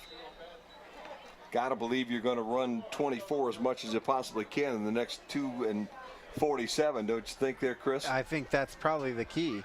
Beverly again, the T back in the middle. Smith comes in motion now to the home side. They'll hand off to Jesse Beverly. He breaks a tackle, and he's heading straight up the football field. Trying to get out of a tackle, won't do it, but he's all the way down to the 22 as he carries young Mr. Mason Oliphant for about a 15-yard ride. Ball will be marked at the 21-yard line of the Bears. That'll be a first down. And again, Delta has burned all their timeouts, Chris, so they do not have a timeout if they need one between now and the end of the half. 2:21 to play in the quarter. And the clock is moving, and by the time they snap this, we're going to be closer to 2 minutes. Turn, handoff again, Jesse Beverly, left end. Bears trying to rip that football loose as he ducks inside the 20 to about the 16. Remember, Delta gets the ball. Yeah, they do. They deferred, didn't they, at the opening kick? So to be 2nd down, give Beverly 4. The ball at the 17-yard line. Clock at 1:47 and moving. Beverly again now the only running back in the backfield. 2 wings to the visitor side. They'll turn and sweep. Josh Beverly going to keep the football. Looking for a block from Big Brother. Then he ducks inside. He'll have a first down. He's inside the 10. Probably at about the 9, maybe the 8. Clock will stop as they move the sticks with 1.5 minutes to play here in the half. And they're going to say the ball's, I'd say, just inside the 9 as they drop the sticks on the visitor sideline. Clock is moving. 1 minute and 26 seconds to go. Again, Delta with no timeouts here. But they do have it first down and goal. Back to that T formation. Beverly goes under center. They'll turn and head to Jesse Beverly. He cuts left end, spins, and he's going to the end zone. Tell you what, they had an opportunity out here, but they went for that arm tackle and didn't make it. And when the tackle was missed, everything just went the opposite direction there for the Bears. See who was that down there? Clemens, Logan Clemens, number 8, had a shot at him, kind of reached out and grabbed at Beverly. Beverly just spun out of that arm tackle, and at that point in time, he was at about the 3-yard line, just stepped in the end zone. Extra point is up, and it's missed. So both teams have missed an extra point. And because of that, we're deadlocked at 13 with 1:07 left to go before halftime here at Delta. Why don't we step away from Panther Field? Ball game tied on the Golden Bear Sports Network. If it's a home with character and space you dream of, then look no further. Misty King of Amerimaid Realty has a gorgeous home on Ohio Drive that's just waiting for you. With 4 spacious bedrooms, over 1,900 square feet, a renovated rustic interior, fenced yard, and open front porch, you can't go wrong. Listed for only $158, this is a home you have got to see. Call Misty King today at 419-633-4997 or check out 216 Ohio Drive on AmeramaidHomes.com. Amerimaid Realty, your hometown real estate pro. All right, back here. Tied up 13-13. Jim, let's take a look at some other scores at the half. It's Napoleon over Anthony Wayne, 14-0. Liberty Center now up on Archbold, 28-zip. Patrick Henry over Evergreen, 33-0. Ayersville, 42-0 over Holgate. It's Swanton, 28, Wauseon, 7. Fairview over Tenora, 8-3. Baseball score. Salina over Van Wert, 28-12. Eden over Otto Hills, 18-14. Edgerton over Wayne Trace, 15-7. Hicksville over Antwerp, 20-7. St. Mary's now up 35-0 on Defiance. 3-0 Hilltop over Montpelier. And here, of course, it is 13-all. Cutler will stay it back on his 6-yard line on the home sideline. And they'll kick the ball to Cutler. He'll come up to the 10 to 12. Right up the center of the football field, looking for a block. Still on his feet at the 35, across the 35 to the 37. And the Bears will have the football. They still have 2 timeouts left, and they will be at their own 37-yard line. And it will be interesting to see what Coach Redhead will do with this 56 seconds that he has left here before the half. I mean, I don't Gotta believe you spread them out again one more time. Nobis comes in at quarterback. Waldvogel will head to the sideline. Rittenhouse, the running back. They'll go to that pistol look, and Rittenhouse will be to the left now of Nobis. 3 wide receivers. That's what we said, 3 wide receivers to the visitor side, nobody on the home side. Nobis will roll that way and looks to throw. He's got some difficult times ahead of him as there's green jerseys everywhere, and Zach will not be able to get that football off. I think he was looking to go deep downfield to Josh Jones, but I don't know that he could have thrown it that far. Jones was down here on the 25-yard line when I turned my head as Nobis was heading down on the turf. He'll lose about 3. Clock will be at 30 seconds. Bears will go again with that single back look as Rittenhouse goes in the backfield. Jones comes in motion here to the visitor's sideline. Nobis comes that same way, throws it out in the flat. He's got Jones. Jones will get some yardage across the 40, step out at about the 43. That'll stop the clock with 15 ticks on it. Set up a 3rd down at about 4 for the Bears, but more importantly, 15 seconds on the clock. The Bears down to just a couple of plays, really, Chris. Yep.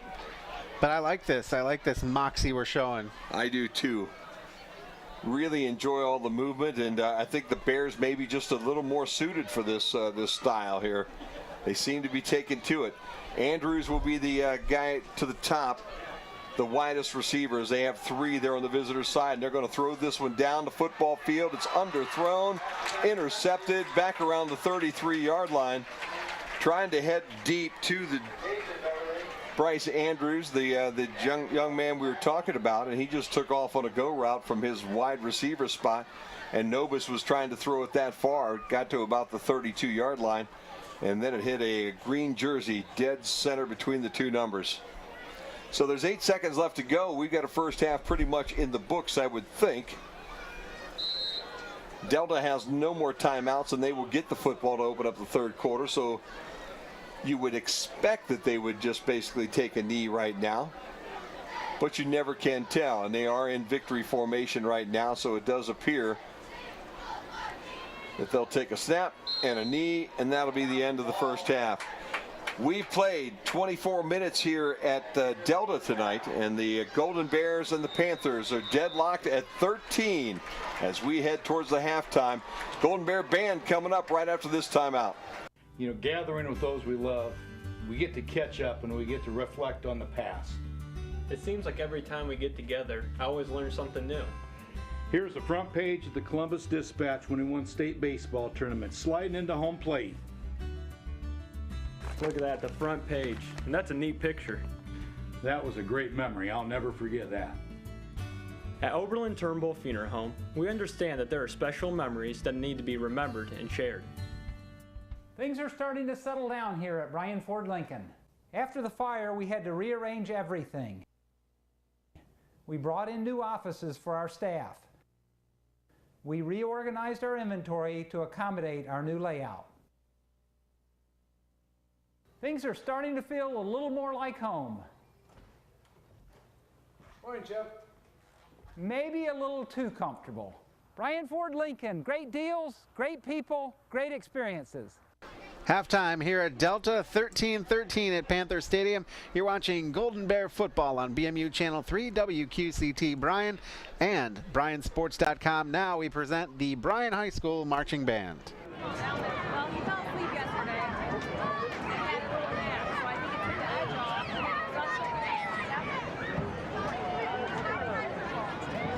I don't think he knows what he wants. Like, he's happy. He's happy, and he laughs, and then he cries.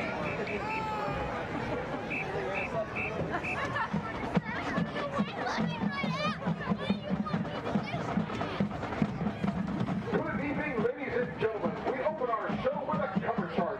Originally written as a jazz chart by Willie Bobo that premiered in 1967, Santana cut the song in 1969 with it reaching number 9 on the Billboard chart. It tells the story of a guy who was upset because his girlfriend spent more time with her friends than with him. This was Santana's first hit and our first song for you. This is Evil Ways.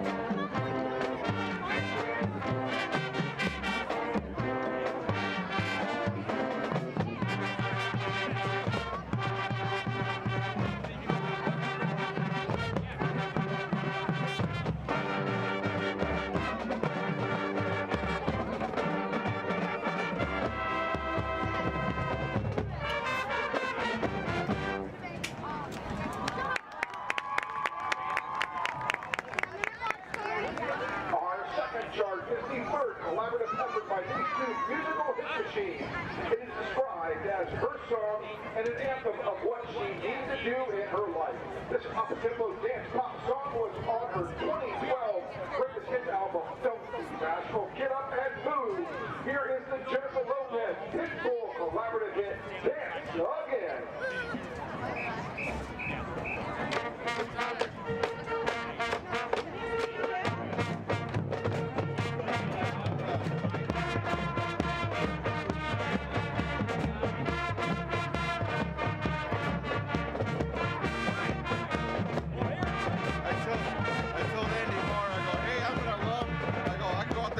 Triangle.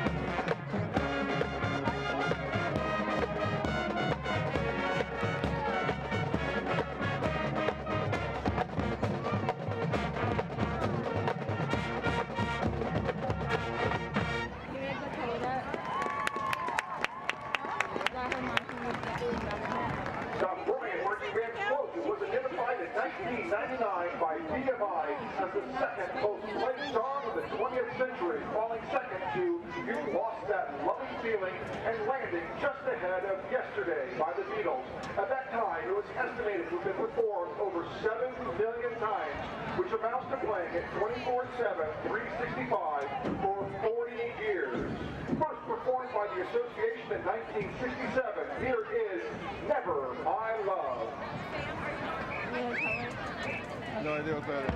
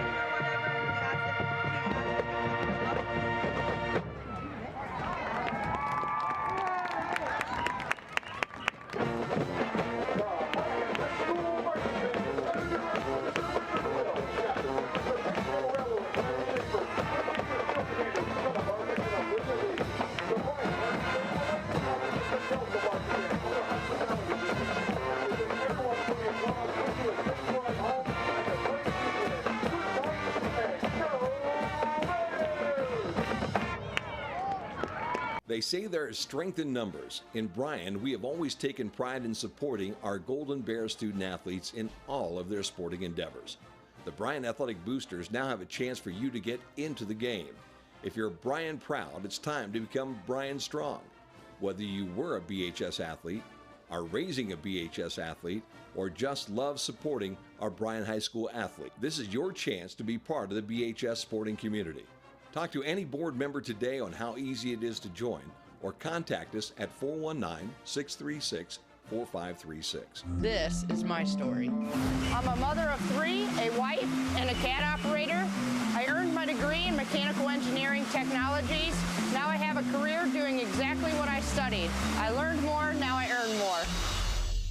An insurance policy is essentially a promise to pay for covered losses that occur to your assets. At Andrews O'Neill & Lowe, we take this promise seriously, from the minute you accept the policy to the moment the loss occurs and beyond. That's why we place your auto, home, or business insurance with an experienced carrier like the Central Mutual Insurance Company. Our expertise, matched with Central's quality products and service, provide you protection, security, and peace of mind. Andrews O'Neill & Lowe is your local Central agent. Call us today at 419-636-5050. Halftime at Panthers Stadium. We're all tied up 13 apiece here on the Golden Bear Sports Network. Let's take a look at some halftime stats, team comparison. First downs, Bryan had 8 while Delta had 9. Bryan's 8 first downs came 5 by the pass, 3 by the rush. All of Delta's first downs came on the rush. Bryan was 1 of 3 on third down, 0 of 1 on fourth down. Meanwhile, Delta was 4 of 6 on third down and 0 of 1 on fourth down. The Bears had 167 yards of total offense to Delta's 178 yards. Passing, Zach Nobis 8 of 11 for 143 yards. His long pass was 43, and he had 2 touchdowns. Jason Beverly just 1 pass for 3 yards. Rushing, Bryan had 11 rush attempts for 24 yards. Meanwhile, 29 rushing attempts for 175 yards for Delta. Bryan was penalized 1 time for 15 yards. Delta penalized 5 times for 50 yards. Offense, let's see, taking a look at turnovers, Bryan threw 2 interceptions. There were no points off of turnovers. Delta did not turn the ball over. Time of possession, 7 minutes and 15 seconds approximately for the Bears, 16:26 for Delta. Taking a look at the drive summary, Bryan started the game with the ball. They went 3 plays, -3 yards, and it resulted in an interception. Delta, meanwhile, got the ball, took 1 minute and 16 seconds to go 47 yards on 3 plays, and it was a Jesse Beverly touchdown, a 32-yard touchdown. The PAT was good, and that made it 7-0. Bryan got the ball back, and their next drive was 3 plays, 60 yards in 1 minute and 5 seconds, and that was a touchdown result. And that was Zach Nobis to Josh Jones for 43 yards. The point after was blocked, and that made it 7-6 on the side of Delta. The next time Delta got the ball, they went 10 plays, 23 yards, turned the ball over on downs. Bryan got the ball back. They went 4 plays, 48 yards in 1 minute and 10 seconds. The result of that was a touchdown, and that was the pass from Zach Nobis to Colt Arthur for 24 yards. Point after was good, and that made the ball game 13-7 in favor of the Golden Bears. Next time Delta got it, they went on 5 plays for 10 yards. Only took 3 minutes and 37 seconds. Ended up punting right back to Bryan. Bryan got it back 9 plays, 56 yards, turning it over on downs after a 3-minute, 4-second drive. Then Delta got the ball back, and they put together an 11-play, 76-yard touchdown drive, capped off with a Jess Beverly 9-yard touchdown play, and the PAT was no good. And that tied it at 13, and that is where we stand. So at the half, 13-13. We're going to take a short time out. When we come back, we'll have some more halftime analysis, scores, and a special guest after this on the Golden Bears Sports Network. At Creel Funeral Service, we are professionals with the sincere desire to reward every family who have placed their trust and confidence in us by being attentive to every detail, displaying the highest level of courtesy and compassion, and providing the greatest measure of respect for their wishes. As remembrance planners, our goal is to help families find joy in the way they choose to remember, honor, and celebrate the wonderful life of their loved one. Creel Funeral Service, we are experts at helping hearts heal. Looking for a home in the Eden School District? Then you've got to check out AmeriMade Realty's listing at 507 Madison Street in Blakesley. This 3-bedroom home has been completely renovated and is much bigger than it appears. With over 1,800 square feet, it has a large family room with stone fireplace, large open kitchen, and formal dining. It also offers a double lot, a massive garage, and a deck for entertaining. Phone Misty King of AmeriMade Realty at 419-633-4997 or go to AmeriMadeHomes.com. AmeriMade Realty, your hometown real estate pro. This is my story. I'm a mother of 3, a wife, and a cat operator. I earned my degree in mechanical engineering technologies. Now I have a career doing exactly what I studied. I learned more, now I earn more. Halftime here at Panthers Stadium. Chris Malenga here on the Golden Bears Sports Network, joined by Mr. Joe Blystone and Joe with ORNN Radio. They're doing the game on the other side with Delta. And Joe, what do you think so far of the game, how it's turned out so far? You know what, we said before the game, Chris, that this was going to be a battle to see who made the least number of mistakes, and right now the last mistake is probably not going to win the game. We saw a Bryan interception on underthrown probable touchdown pass lead to the first Delta touchdown, and then Delta with a personal foul on the ensuing kickoff that really didn't need to have happen, set Bryan up in real good position for a score, and then you went back and forth a little bit after that, but mistakes have to be at a premium, especially this time of the year. You're 8 weeks into the season. You have to cut them down by now. And whether you're an experienced team, a young team, you're 8 games in, so you shouldn't be making the same kind of mistakes you were early in the season. But I've been very impressed with Novus so far during the game. He's found his receivers very well. He missed a couple of them, but for the most part, very, very good. 6 out of 9 for 121 yards and those 2 touchdowns for Bryan. On the other side, Jesse Jesse Beverly, as advertised, runs very hard. He runs like a kid who's a state possible wrestling champion, and 139 yards and 17 carries.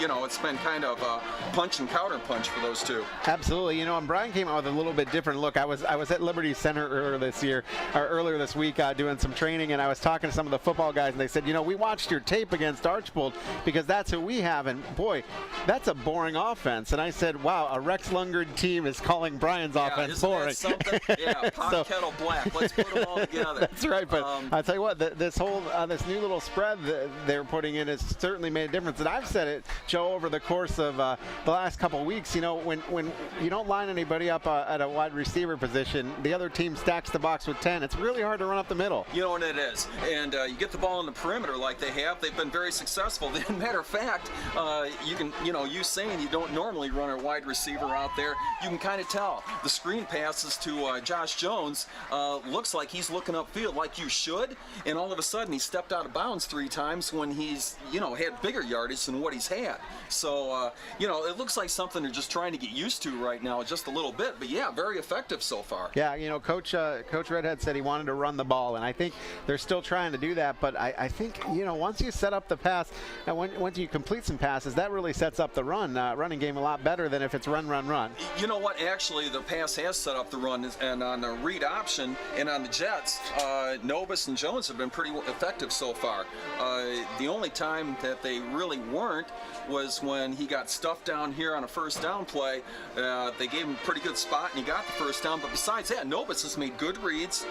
He's gotten 4, 5, 6 yards at a pop. Yep. And the Jets to Jones on the outside, you can tell that Delta was preparing for the interior game because they aren't as extended on the perimeter as what you should be to stop that kind of stuff. And interestingly enough, you talked about a couple of the underthrown balls from Novus. In reality, we say it's week 8, but with this offense, it's really week 1. So we're seeing some of that, like kind of week 1 jitters. Right, and you can tell. I mean, he's trying to find his way a little bit sometimes. The touchdown pass to Arthur, you can see Colt just trying to wait for it in the end zone. He's saying, hey, come on, baby, before somebody gets here to hit me. Right. It was a very well-conceived play. You're rolling left, and you've got Arthur coming from the left going against the grain to the right on the angle route, and there was nobody with him. And, you could tell he's just saying, come on, come to Papa before somebody comes to me. And, Novus is getting used to it a little bit. He's probably going to kick himself in the film room tomorrow when he looks at the very first one. But, he's had some pretty good balls. I mean, obviously, like I said, 6 out of 9 in the first half. Yeah, absolutely. So if you're Coach Wolford, what are you saying into the Delta boys in the locker room? I'll tell you what, quit making mistakes. The offside penalties, the personal fouls, the holding penalties that are, away from the ball. The one thing, Chris, that we've seen, but it's been happening on both sides all night, Randy and I over there when we're doing our broadcast said, is this a Canadian Football League? Because everybody is turning upfield on the jet way too early, but it seems like the officials on both wings have decided, well, okay, we're going to let that go. And, I know Dylan Smith for Delta's done it 3 or 4 times.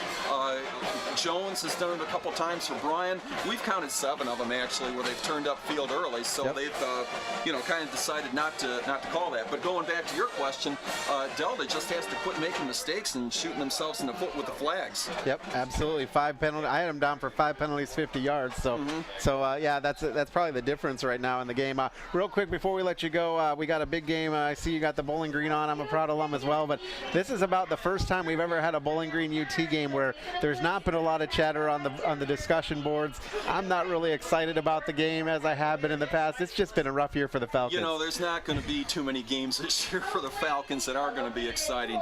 I know my son played in the area here and played against the Golden Bears and the Panthers, and knows a few guys that are on the team down there. He started out as a Division II football player before he transferred and just decided to go to school. And he's got a couple good friends in that team, and I've told him, I said, hey, Kyle, you need to tell Austin Valdez 120 out of those 126 tackles are 8 yards upfield. The only comment I have to make about that, Chris, and we do a sports talk show every week called Joe's Junk Drawer. We talk about everything in the book, and we also do a couple other talk shows called Randy's Roundtable. It's a lot of fun, so if I can prompt us, ORNradio.net, listen into us, as well as listening into you guys too. But we've talked about Bowling Green, and if you want to go Falcon faster, you've got to be able to score. Absolutely. And if you can't score and you're going 3 and out in 20 seconds with a poor defense like that, all you're doing is giving teams like Memphis, and I'll tell you straight up right now, Memphis did not run it up. When you score 77 points and you had 10 different guys score, and you're listening to the game while you're watching it on TV, and you've got the commentators who do a lot more homework than we do. You've got a guy saying, well, that pass is intercepted by, I don't even have him on my depth chart. I mean, you know, and then you've got a running back that scores and he's not on the depth chart. Absolutely. So they are not ringing up Bowling Green. I mean, they are just that poor right now defensively. So, yeah, am I excited about tomorrow? Oh, boy, no. Yeah, well, we have got a hockey game, too, so we'll be looking at that one. The hockey game will be a lot better than what the football game's going to be. Joe Blydestone from ORNN Radio, thanks so much. Hey, Chris, thanks a lot for having us over here. Absolutely. All right, have a great second half. You too. We'll take a quick break. When we come back, we'll have the second half kick after this on the Golden Bear Sports Network. Andrews O'Neill & Lowe is committed to providing you the best value for your insurance dollar. We are an agency built on integrity, offering personal service and sound advice you can trust. That's why we partner with experienced carriers like the Central Mutual Insurance Company for your auto, home, or business insurance needs. Central's quality insurance products are reasonably priced and backed by prompt, professional service, providing value for your peace of mind. Andrews O'Neill & Lowe is your local Central agent. Call us today at 419-636-5050. As the baby boomer generation tires of traditional send-offs, funerals are becoming increasingly more personalized. People are pre-planning their own remembrance gathering. Pre-planning is easy and will pay off both emotionally and financially for you and your family. Plus allows you more control over your last hurrah. At Krill Funeral Service, we're not just funeral directors. We are experts at helping hearts heal. Looking for a home in the Eden School District? Then you've got to check out AmeriMade Realty's listing at 507 Madison Street in Blakesley. This 3-bedroom home has been completely renovated and is much bigger than it appears. With over 1,800 square feet, it has a large family room with stone fireplace, large open kitchen, and formal dining. It also offers a double lot, a massive garage, and a deck for entertaining. Phone Misty King of AmeriMade Realty at 419-633-4997 or go to AmeriMadeHomes.com. AmeriMade Realty, your hometown real estate pro. Back out at Panther Stadium, 13-13. Jim Funderburg, Chris Malenga with you, and hopefully the Bears can play defense here in this first series against Delta and get something going here in the second half. Well, I'll tell you what, it has been a pleasant night as you talked to Joe, and I was over talking to Randy there at on their side as the Moz are starting to come in here and get out of the cold. But yeah, you know what? I'll tell you what, the defense is critical, I think, right now, because you don't want to give Delta any confidence right now. You don't want to give them any momentum to start off that third quarter in the second half. And I'll tell you what, that's exactly what they're looking for. You can tell that right now, number 24, Jason Beverly, is heading back there, and in his mind, he's taking this one to the house. You can just see the way that the guy goes. He's first guy on the football field. Yep. He'll drop back along with Dylan Smith. Smith will be on the Bryan side, right on the hash mark there on the 5-yard line. And Beverly will be relatively in the middle of the field, and he will scooch his way towards that Bryan sideline as this ball gets kicked. Josh Jones will kick it away at the 40-yard line, and we're just about ready for 24 minutes of football. Let's see which team can prevail here tonight, or whether we'll maybe have another overtime here this evening. Jones kicks, a little squibbler. It's going to be fielded at the 25-yard line to the 30, 32-yard line, and a big hit. Really a good job there by the Bears to be able to come down and cover that football. Ball was picked up by number 17. That's Tyson Cameron. And several of the Bears came in, stopped him in his tracks at the 33-yard line. So Delta will have the football, first down and 10. Jason Beverly comes off the sideline back to the huddle. Jesse Beverly, his brother, will be probably the guy that they will feature all second half, I would bet, and they'll open up in the tee. 19 carries, 153 yards for him in the first half. Dylan Smith will be the back on the visitor side. They'll just turn and hand to Beverly, and he'll come straight forward off of right guard for a short pickup, maybe a couple across the 35 to about the 36. So give Beverly 3 on first down, set up second down and 7. Devontae Royster made the tackle for the Bears, along with Connor Ford. And then also in that front line, Frankie Hartsock is the other tackle. and Clayton Farrell the end on our side.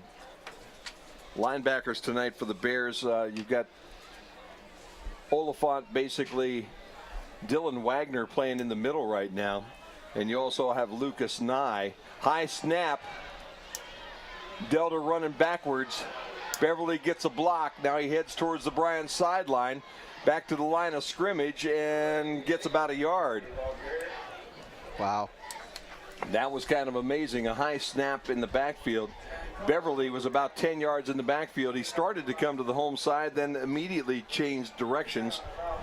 And he ends up heading around the Bryan sideline, up the Bryan sideline for a pickup of about a yard. Third down now, and call it a short 5. Beverly again, the T back right in the middle.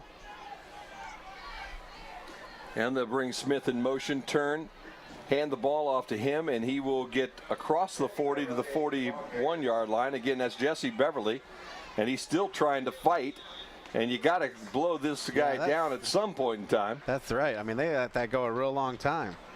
Looked like forward progress was stopped at around the 43-yard line. And he needed to get to about the 43.5, so it's going to be very close with the mark. It's either going to be 4th down and short, or nope, 1st down. They're going to say you got enough. Boy, they really need to whistle that play dead a lot sooner. Little dive play to Beverly, and he never really went down on the ground, kept those feet moving, but it sure looked like he was going nowhere for a while. But that's the key. You don't give up on the play until that whistle sounds. Colt Arthur in at 1 safety. He's up on the visitor sideline right now. Bears show blitz. Handoff goes to number 6, Dylan Smith. Ball's on the ground. Is it Bears ball or is it Delta ball? Delta's football right around the 48-yard line. Nice pickup by Caden Harper. Bears all around it. Farrell there, Color there. Couldn't quite get to it. Pickup will be about 6 yards on 1st down before Smith put the football on the dirt. 9:28 to play 3rd quarter. We're just underway. First drive here in the 2nd half. Wingbacks to the top and to the bottom right now for Delta. And again, Beverly, the only running back in the backfield. They'll hand that ball to one of the wings coming off the left side. He'll turn and head upfield around the visitor's side, and he'll be close to a 1st down, but it'll be a little bit short. I didn't see who that was. That was actually number 17. That was a brand new body. Tyson Cameron. So Cameron gets about 3 on that play. 3rd down and 1. Back to that T look now. Turn, hand to Beverly. Right guard runs through 1, runs through 2. Still grinding into Golden Bear territory at the 41-yard line. And that'll be enough for a 1st down. And I'll tell you what, Jesse Beverly just not willing to go down. Nope. Bears all over him, and he just keeps pushing forward.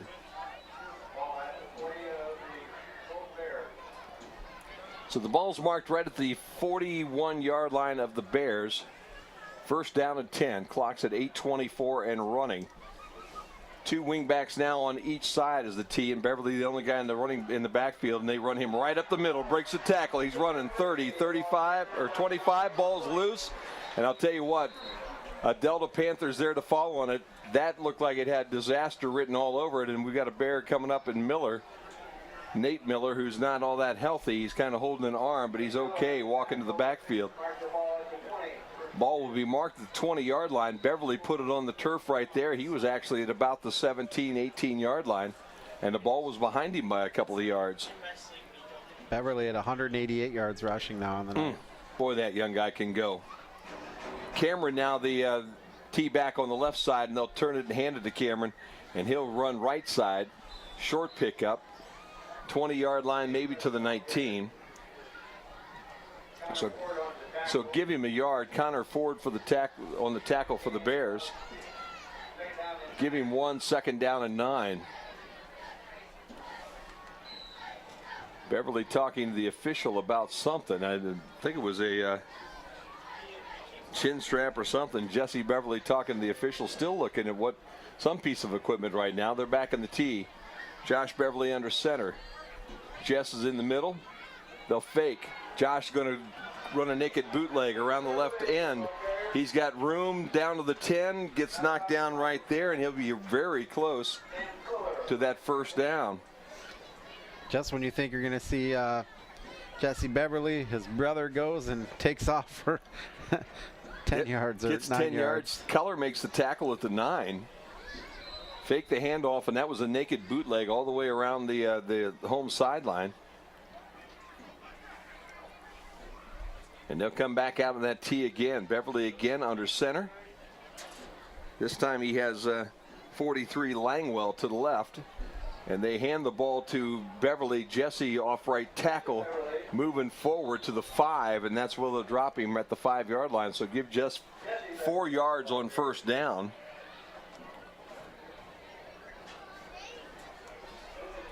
Royster came in for a play. Royster went out after that one play.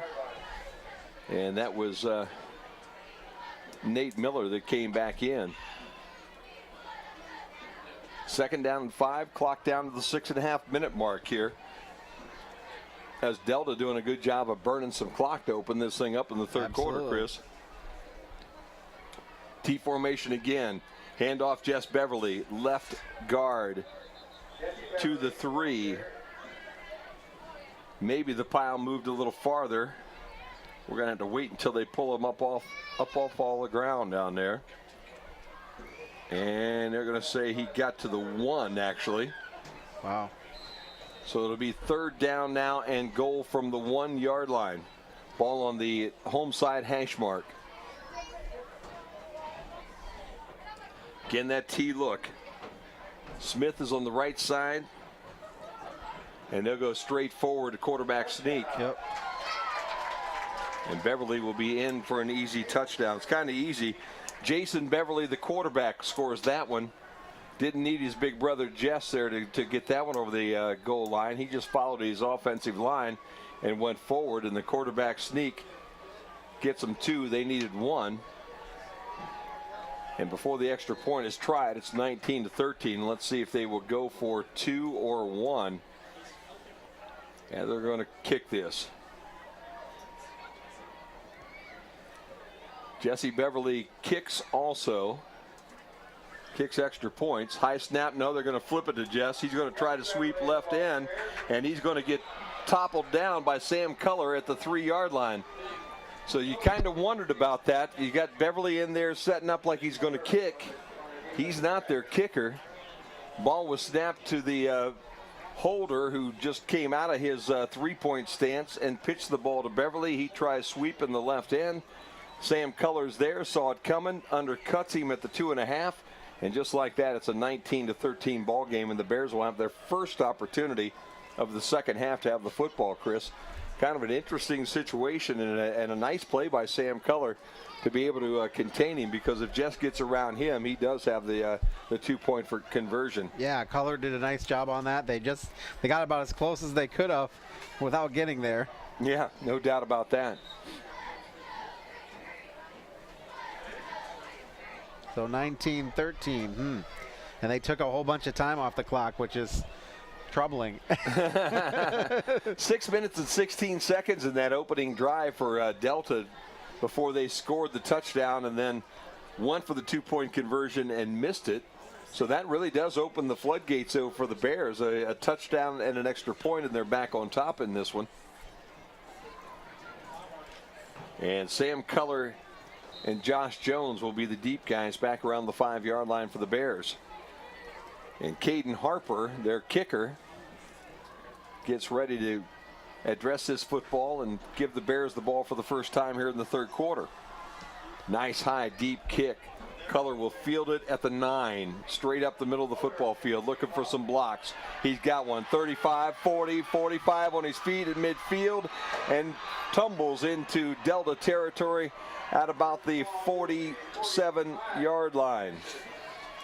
Nice job by Culler. Nice job by the interior of that wedge. They opened up a nice hole for him, and Sam Culler brings it from the 9-yard line, some 44, almost 45 yards to the Delta 46-yard line, and the Bears have really nice field position to open things up here in the third quarter. Yeah, Chris. that's one of the better runs we've seen all season on a kickoff return, too. They set that up perfectly. Color just kept his legs going and able to bring it right up the middle of the field. Andrews and Arthur will go to the top of the screen. And Josh Jones will be here on the home side. They'll hand it to him. No, they fake it on the jet sweep, and they give it to Rittenhouse right up the middle of the football field. John has some room. He's at the 35, down inside the 33. Mark him down at about the 32.5. And a nice play. They fake that jet sweep, and they hand it to Rittenhouse on the dive. And Rittenhouse, with that read option, able to find a nice little seam, get right up the football field, and that was really the first nice run of the night for John. Yeah, that really was. That was his second attempt, and he has a net of 14 yards. That play was 15. So that tells you about how he's been doing the rest of the night. Bears send doubles again to the top. Single receiver here to the right. Rittenhouse, the only running back in the backfield. Jones goes in motion. Nobis keeps it straight up the middle of the field. He's at the 25-yard line. He'll be at the 24 when everything's over. And it'll set up a second down now and short for the Bears as Nobis gets 8 on his first carry. Well, I'll tell you what, Jim, previously it was Rittenhouse run, Rittenhouse run, Rittenhouse run, punt. Now I like to put him in sparingly, because when you put him in sparingly and you get some holes open, he picks up at 15 yards at a pop. If you're handing him the ball every time, he's not going to get 15 yards a pop. No doubt about that. I like this new look. Bryson Andrews and Colt Arthur on the visitor's side. Josh Jones coming from the home side in motion. They'll throw him that pass, and the ball is forward, but it's too low and too far out. It will bounce on the ground and set up a third down now and a couple. And that's the first time that play hasn't worked on the jet sweep. Ball just not really high enough or thrown where it needed to be. Josh Jones, if he could have gotten his hands on it, probably had the first down. Ball thrown in front of him by about a yard, and also way low, not even shoestring low. I think it skipped maybe before it got to him. Clock stops with 4:23 to play in the third quarter. Third down now and a couple for the Golden Bears. Ball on the 24-yard line of Delta. Doubles go to the top, single to the home side here on the bottom, and that is Jones, and he'll go in motion. They'll fake it to Jones again. Nobis straight up the middle. He's going to be awful close to a first down. Nice job by Nobis. He got wrapped up right away, but just kept those feet moving, and he got tossed down close to that first down marker. And we're just going to have to see where they mark it, and they're going to bring the chains in to actually measure it this time.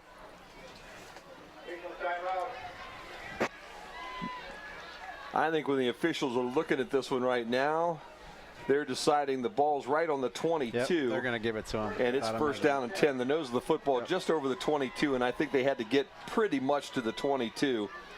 So just enough for the first down by Zach Nobis. Clock gets rewound with 4:02 to play, and we'll be under 3 minutes here when the Bears put this ball in play. First down and 10. Been a good ball game here tonight. Absolutely. Both teams playing extremely well. If they keep playing this way for the rest of the year, it's going to be a fun football season. At least the last 3 weeks should be a lot of fun. Jones again goes in motion towards the visitor's sideline. Nobis follows. He'll roll left end. He's around the corner, 20. Oh, that should have down been to a about horse the collar. 16-yard line. Woo! That's the second one of those they've missed. And out of bounds. Wow. After he picks up about 6. So all of a sudden, Zach Nobis now looking like he is a quarterback much more suited for the read option and the spread than the I formation and the handoff. And this has been a much more interesting look here tonight. Absolutely. As again, Arthur and Andrews come to the home side now. Andrews is the wideout. Arthur in the slot. Jones on the visitor's side, short side of the field. They'll hand Josh the ball in the jet sweep. He'll cut in around right end. He'll get to the 15-yard line, about a yard, and it'll set up third down now and a short 4 for the Bears. That one really didn't go anywhere, and a good job by Delta to be able to pinch that end, not allow him to get around the corner on the home side. Had to cut it in really at left tackle, and at that point in time, way too many green shirts for any serious positive yardage. Third down. Call it a short 4 for the Bears. Triple wide receivers now come to the home side. Rittenhouse the only running back in the backfield, and we have movement before everything gets started. False start. And the Bears on a false start, I think, on the left side of that offensive line. And it'll set up a 3rd down now and about 8. And hopefully the Bears didn't just shoot themselves in the foot. Ball moves all the way out to almost the 21-yard line.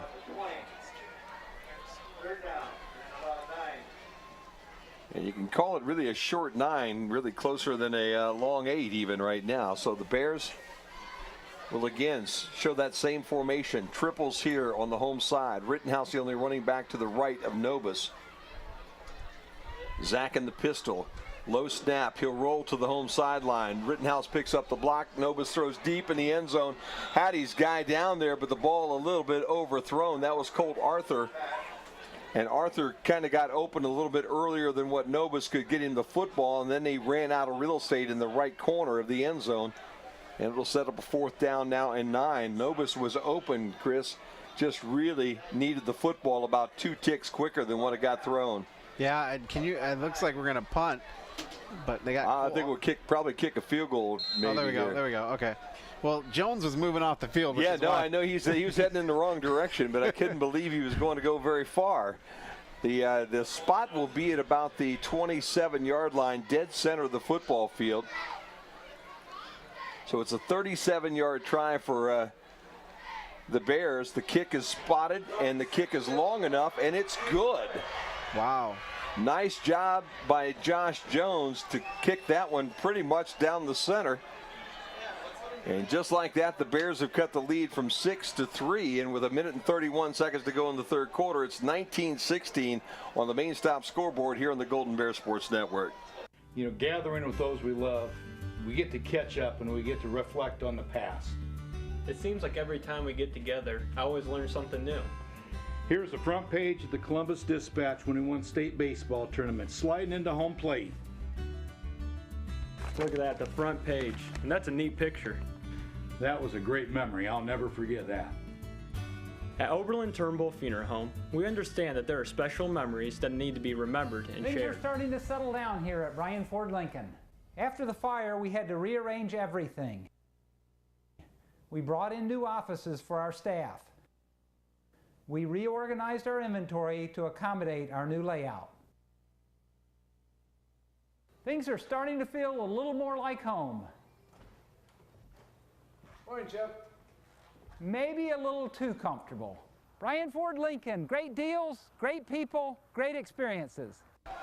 Back here at Delta as the Bears just connect on a 37-yard field goal to make it a 19-16 game here with 1 minute and 31 to play here in the 3rd quarter. Our next opportunity, I've got some updated scores for you, Jim. Beverly at about the 7-yard line. He's going to take 2/3 of that football field back there. Smith, he's on the visitor side at the hash mark. Jones will kick the squibbler up in front of everybody, and it will be picked up by Jones at the 10. Grabs on the Bryan sideline and now heads to the center of the football field. Gets to the 15, gets knocked down at the 17. Nice job by the Bears to come down and cover that one.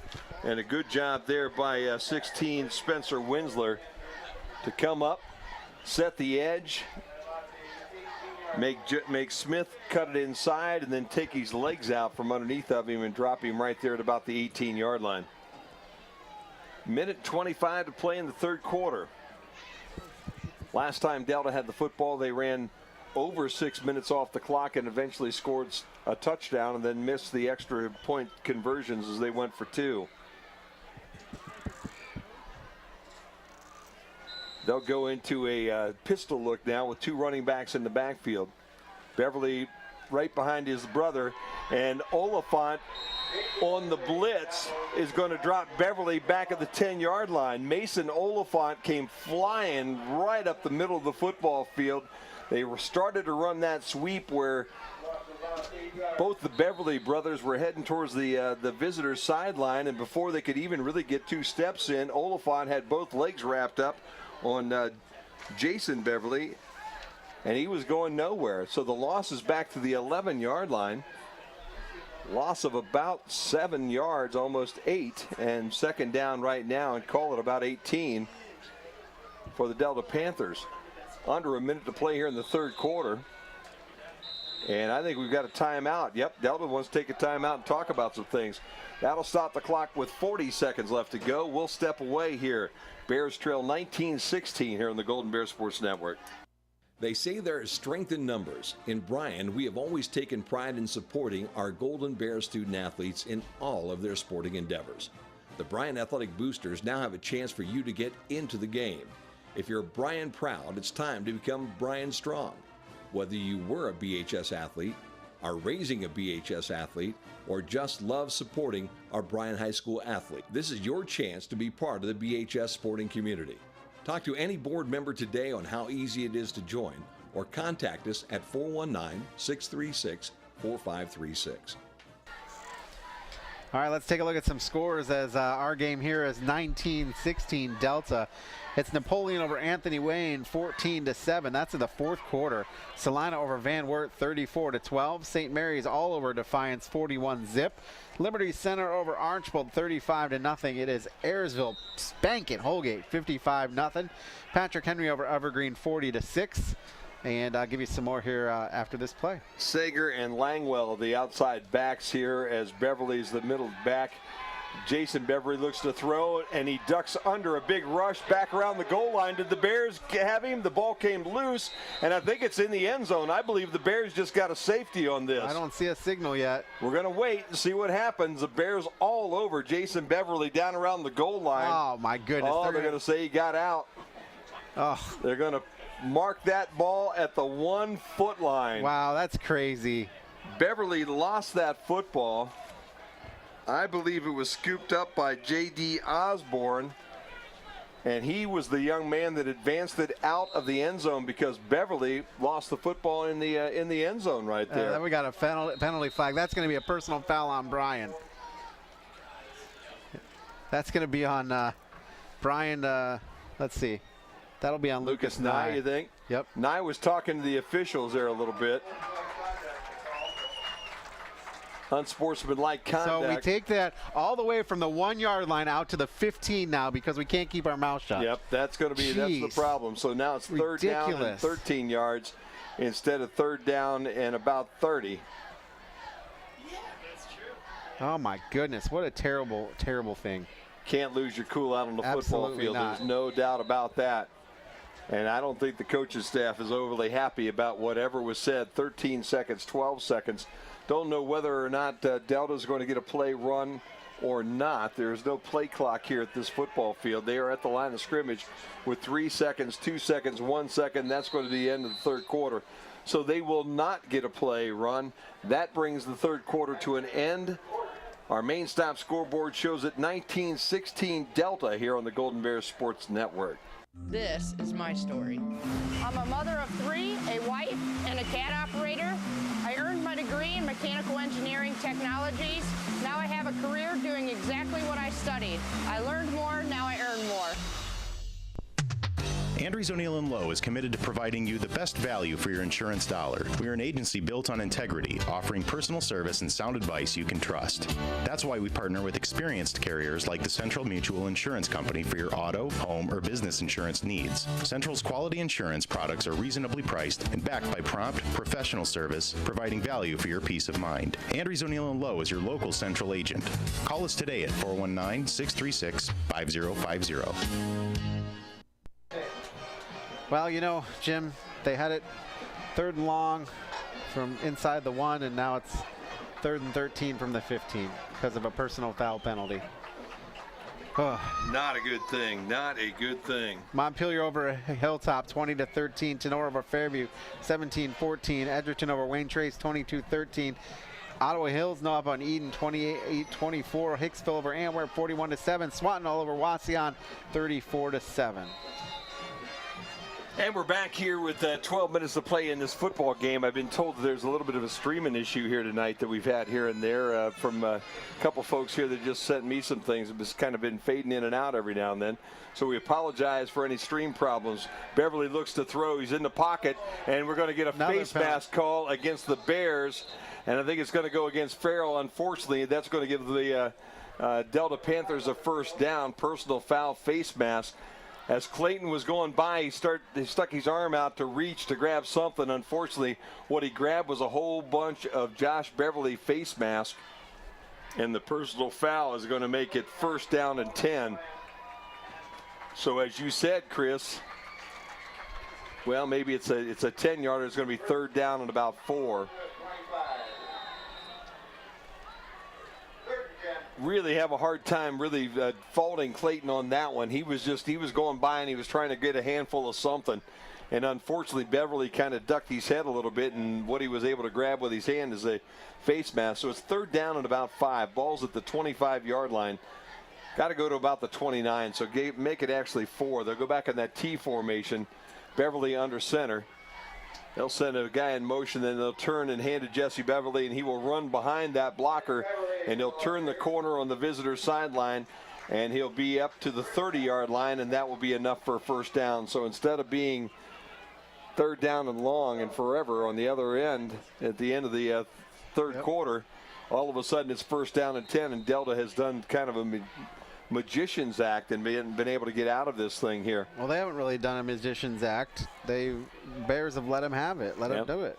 A couple of unsportsmanlike penalties by the defense has set the Panthers in motion right now. Now they've got that single back look, and they'll turn and they'll give it to Jess Beverly. In fact, they fumbled the football and the Bears have it. There was a missed exchange. And Clayton Farrell, the young guy that got the face mask penalty, is the young man that's got the football in his hand. So brothers were not able to connect on that running play. The handoff was going to Jess Beverly, but somehow the ball ended up on the grass, and Clayton Farrell on top of it at the 28-yard line of Delta. 1st down and 10. Bears now with the football with 11:23 to play here in this 4th quarter. Forgot we just moved into that final period here a minute ago. 3rd quarter just flew by. Bears send double wide receivers here to the home side. Josh Jones, the only receiver on the top side. Colt Arthur in the slot. They'll fake the ball to Jones, give the ball to Rittenhouse on the counter. He's around the right end, up the visitor sideline. He's at the 10, the 5. Touchdown, Golden Bears. One play, 28 yards. John Rittenhouse on the misdirection around the right end and up the sideline for 28 and 6. Wow. That's crazy. Well, you know what? You've been very successful. You and Joe Blystone talked about it at halftime. That jet sweep has been so efficient and effective here all night long. They fake that jet sweep. They go counter off that. And Rittenhouse gets a block on the edge and finds the sideline, and then just turned on the burners and ended up in the end zone. And the Bears now up 22-19.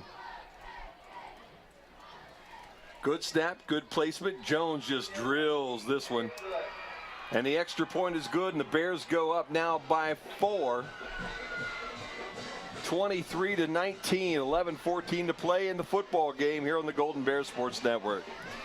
Looking for a home in the Eden School District? Then you've got to check out AmeriMade Realty's listing at 507 Madison Street in Blakesley. This 3-bedroom home has been completely renovated and is much bigger than it appears. With over 1,800 square feet, it has a large family room with stone fireplace, large open kitchen, and formal dining. It also offers a double lot, a massive garage, and a deck for entertaining. Phone Misty King of AmeriMade Realty at 419-633-4997 or go to AmeriMadeHomes.com. AmeriMade Realty, your hometown real estate pro. Hey, you in the old silver car. Looks like you could use a new ride. What? At Darryl Shirkey Ford Lincoln, we can upgrade you to a nice pre-owned vehicle or a new Ford or Lincoln. How are you doing this? We have a huge selection of vehicles, and with our aggressive pricing policy, we make them very affordable. This is pretty aggressive. I don't think a billboard's ever tried to sell me a car before. Come and see why we are the fastest growing dealership in Northwest Ohio. Hey, you in the white pickup. Bears now kick off as a touchdown on the turnover now makes it 23-19. Farrell with the fumble recovery, and then one play, 28 yards. Rittenhouse with the touchdown run, and this ball is drilled right back to Beverly, who will take it at the 1-yard line. He'll spin right up the middle of the football field. Bears have a hold of him at the 20, and Walt Vogel drags him down at the 21, maybe the 22-yard line. I'll tell you what, that young freshman is playing some pretty good football this year. He absolutely is. He's come in off of after the injuries, and you know, he's done a pretty good job. Just filled in wherever they needed to him. Alex Waldvogel has come in. He's played special teams. He's played offense. He's played defense. The young guy's just out there to play, and I'll tell you, the coach likes his freshmen. And Waldvogel at 5'8" and 150 pounds is really playing like a much bigger kid here tonight. T formation again. They'll send a guy in motion. They'll run Beverly around the Bryan end, and Beverly will basically fist fight his way to the 25-yard line. Guys came up and kind of hit him high, and he just bounces off of you if you hit him up there. You've got to go down and get those knees and those legs, because this young guy at 5'11" and 190, he's a load. There's no doubt. Is. And he keeps his legs churning. Even when you got him, you think you got him the first time, he's moving and churning and keeping things going. He's not going to let you bring him down easy. He never goes down very easily. They'll go to two running backs now, Dylan Smith and Beverly. They've got a wing back down to the visitor's side, and they will run the reverse to that wing back as he comes back to the home side, and the Bears all over it. They saw it coming. Tried to get that ball to number 17, Tyson Cameron, and Cameron gets a couple. They hand off to Beverly, and then they handed the ball actually to Smith, who was heading left, and then handed on the reverse then to Cameron, and Cameron basically got a couple, but it's still third down and about 6. And they'll go to a more conventional look now for Delta, as they will go back to that T formation with Beverly under center. Smith goes in motion, handoff goes to the workhorse. Jesse Beverly trying to get around that right corner. We've got flags everywhere. Colt Arthur came up and made the contact at about the 30-yard line. Holding call against Delta. And I'm going to see where they mark him down. It's going to be 4th down and 2. Is it holding on Delta for sure? Holding on Delta for sure. It doesn't matter. And they'll bring it back and march it off. 17. Should be at the 17. Well, I know, but do you want to take the penalty at that point in time when you're 4th down and 2, or do you take 3rd down and 18? They took 3rd down and 18. Yeah, apparently. Exactly. That's what they're going to take. And you couldn't really tell where they were spotting the ball. It could have been even shorter than that, but the ball was on about the 31-yard line. Yeah, it's actually 3rd down and 15. So 3rd down for Delta, and they come back out in that single running back look now with the Beverly brothers in the backfield, and they have 3 receivers here on the home side. This is something a little bit new. Here comes the rush, ball thrown out into the flat. It's caught at the 30, but he'll be short. That's Dylan Smith that was able to pull that one down, and it looks like Mason Oliphant kind of brought him back down and maybe hit the back of his head on the turf as he was coming back down. Kind of slow to get back up, but he is up. And now he's back on one knee here again. So it'll be 4th down at about 3 now. So a good call as the Bears were able to really keep them from advancing any closer, and it would have been 4th down and probably a yard and a half, and you never can tell. I mean, you're home. You've got Jesse Beverly in the backfield, and you need a yard and a half. 4th down, sure, let's give it a try, right? And that's it. So the penalty, the 15-yard penalty nets out to now be a 4th down and a good solid 3. Yeah, nothing, no harm, no foul would have been exactly the same. Oliphant goes to the sideline, and looks like he's doing well the farther he goes. He actually made the tackle, brought Beverly back to him, ended up landing underneath, and I do believe he bounced that helmet off the grass a little bit and then brought all 5'11" and 190-pound Jess Beverly down on top of him. So it's 4th down. There's confusion on the Delta sideline and in their huddle right now. 9:09 to play in the football game here in the 4th quarter. 23-19. Bears need a hold right here. They're going in the T formation, so there you go. They're going to play this football. Underneath center goes Beverly. He'll keep it, and he'll find a hole off the right side, and I think he's got enough. He's close to the 34-yard line where they're going to mark him. No hesitation whatsoever. Josh Beverly took the football, took a step to his left, found a hole, squirted through it. Needed about 3, picked up about 4.5. Ball's at the 34.5, and it's 1st down and 10. I'm not entirely sure the Bryan coverage there because they had no wideouts there and they had a guy still playing out. He probably could have come in as another one, stacked the box, and maybe he wouldn't have got it. Bears now come back in a more conventional 4-man front. Get a T formation there for Delta, and they're going to go back to their workhorse, and he took a step and slipped in the backfield, and Jesse Beverly goes back down just about at the line of scrimmage. And he pops back up, but he's favoring a knee or an ankle on that left side. Needs a little air in one tire right now. 8:06 to play in the football game. 2nd down and 10. Beverly is up. Now he's going to hobble towards the sideline. He's coming off. Yes, he is. He's not in really good shape. What I don't understand, though, is was that 12 men in the huddle? Sager with the pitch coming around the left end. The Bears are there to knock him down after a short pickup of about 3. I don't know that he ever got to the huddle. Yeah, That's a good question, though. You know, anytime you have a guy coming off, you know, he went back into the backfield looking like he was going to do something, and the more he moved, the worse he looked, and now he's back out on the football field as he'll replace Branson Langwell. Clock is moving. 7:25 to play in the football game. 3rd down and about 7 for Delta. They're on the Golden Bear 30 or the Delta 38-yard line. Getting single running back in the backfield. They'll counter and give to Jess Beverly straight up the middle, and Beverly will be close to the 1st down, but he's about a yard short. You went for it 3rd down and 3 back about 10-12 yards ago. Beverly again comes up slow from the bottom of that pile. In fact, he's just standing with his hands on his hips right now, and the officials will take a timeout to look this one over, I think, and also. No, I think they're giving him some time to. Yep, here comes the sticks in. Oh, really? I think he's short. I think he should be short from where he was. Now, the mark is pretty close. Under 7 minutes to play. Call it a couple of inches, but it will be short. And it'll be 4th down and about a $5 foot long. Yeah, even less than a $5 foot long. But $5 foot long that you and I both kind of took a chomp out of. Yeah.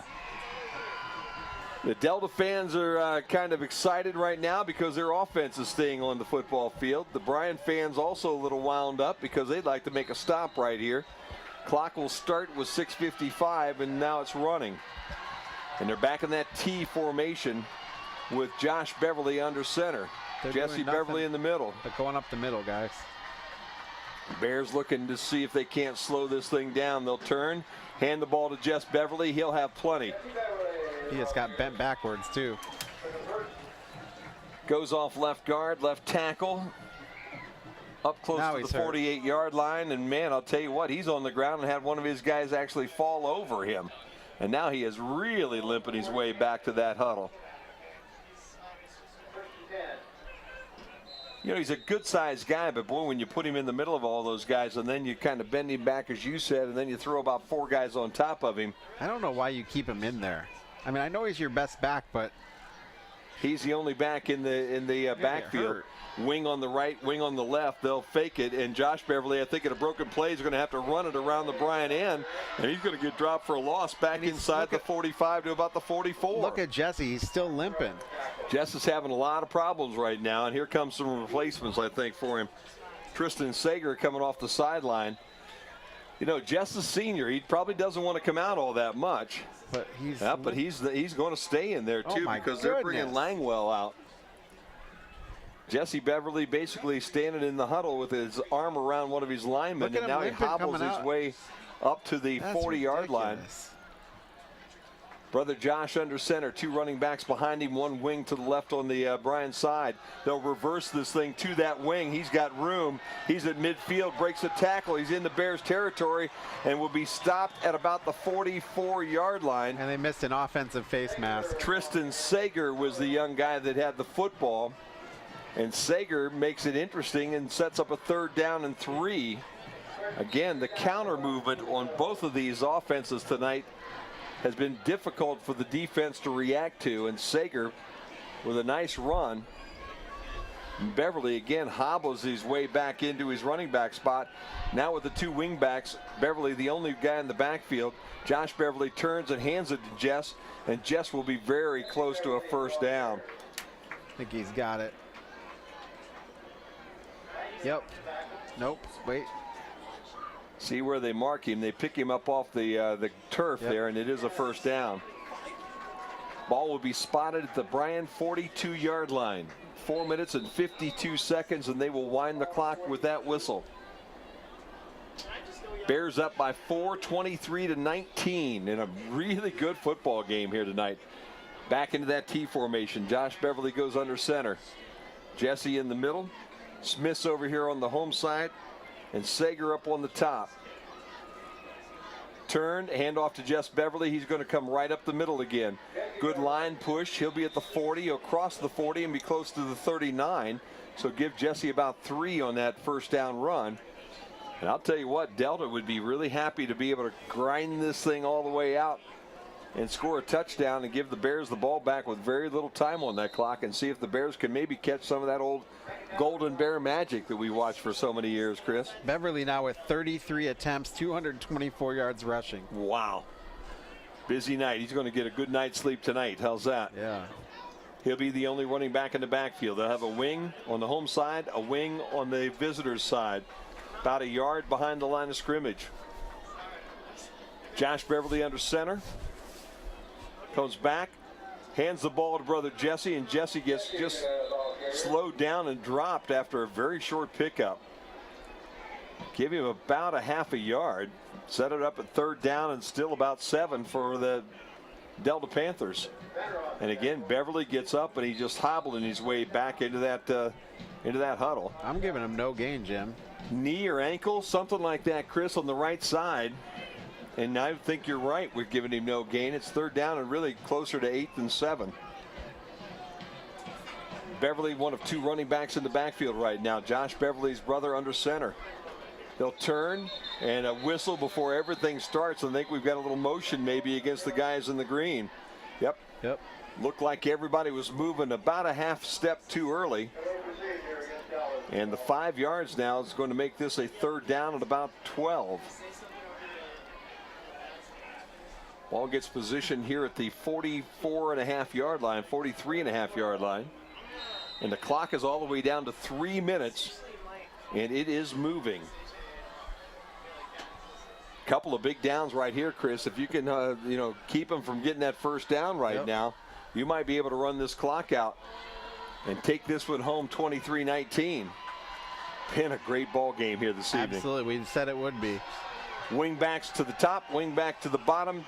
Jesse Beverly, the only running back in the backfield, is sending one of the wings in motion. Josh Beverly looks to throw. Now he's going to run out of time, and he's going down. Devontae Royster able to get him and knock him off his pins back around the 47-yard line. Fourth down now at about 15. He was looking for either Beverly on the right-hand side, and then also they also had Tristan Sager on the left-hand side. He just couldn't get it far enough out. And Devontae Royster said this play is over, pulled him down to the ground, and Delta would call a timeout with 2:07 to play in the football game. Why don't we keep it right here, Chris, and check the scoreboard around the area? Let's see if we have any changes. Archbold now has put 2 on the board. It's 35-14. Let's see, Tenora and Fairview tied in the fourth quarter at 20. Wow. Montpelier up over 20-3 over Hilltop. Let's see what the Evergreen. The final in Evergreen, it is 46-12 Patrick Henry. And Swanton also a final 41-7 over Wauseon. Napoleon 14-7 a final over Anthony Wayne. And St. Mary's 41-0 over Defiance. Wow. Some really good ball games out here tonight. Absolutely. And we have one right here, and it's going to come down to this play potentially. Delta has 1 timeout left. Bears with all 3 of their timeouts. What do you do here, though, Jim, at 4th and 15? Well, this is it's been difficult to get 15 on the ground here against this Bears defense. They've gotten it, but they normally have gotten them with some sort of a broken play most of the time, where things kind of went south a little bit, and basically Jess Beverly just made something happen. He's hobbling so much right now, whether he's doing the old Jimmy Brown, Gale Sayers, O.J. Simpson, kind of drag leg a little bit, and then he's going to put it into high gear when he gets on the field. I don't know. But right now, you'd be, when you look at him, then they're going into a pistol look with him to the right now of his brother, and he's just going to block. Here comes the heat. They're going to throw the ball deep, and it's caught inside the 30 at the 28-yard line. Wow. He's thrown 2 passes the whole night. How do we not defend for that? That one goes to Elliot Schneider, the tight end. That's crazy. And Schneider gets just exactly what he needs plus a yard before he gets knocked down at the 29-yard line. Well, you asked what they're going to do. There it was. They put in a max protection package there, and Jesse Beverly's coming to the sideline right now. He's limping. They have Smith, and they'll keep 17 Tyson Cameron in the backfield. They'll go to that T formation, give it to the back, and that running back will get forward. Will he stay in bounds? Yes, he will. At about the 25-yard line, down goes 33 Tristan Sager.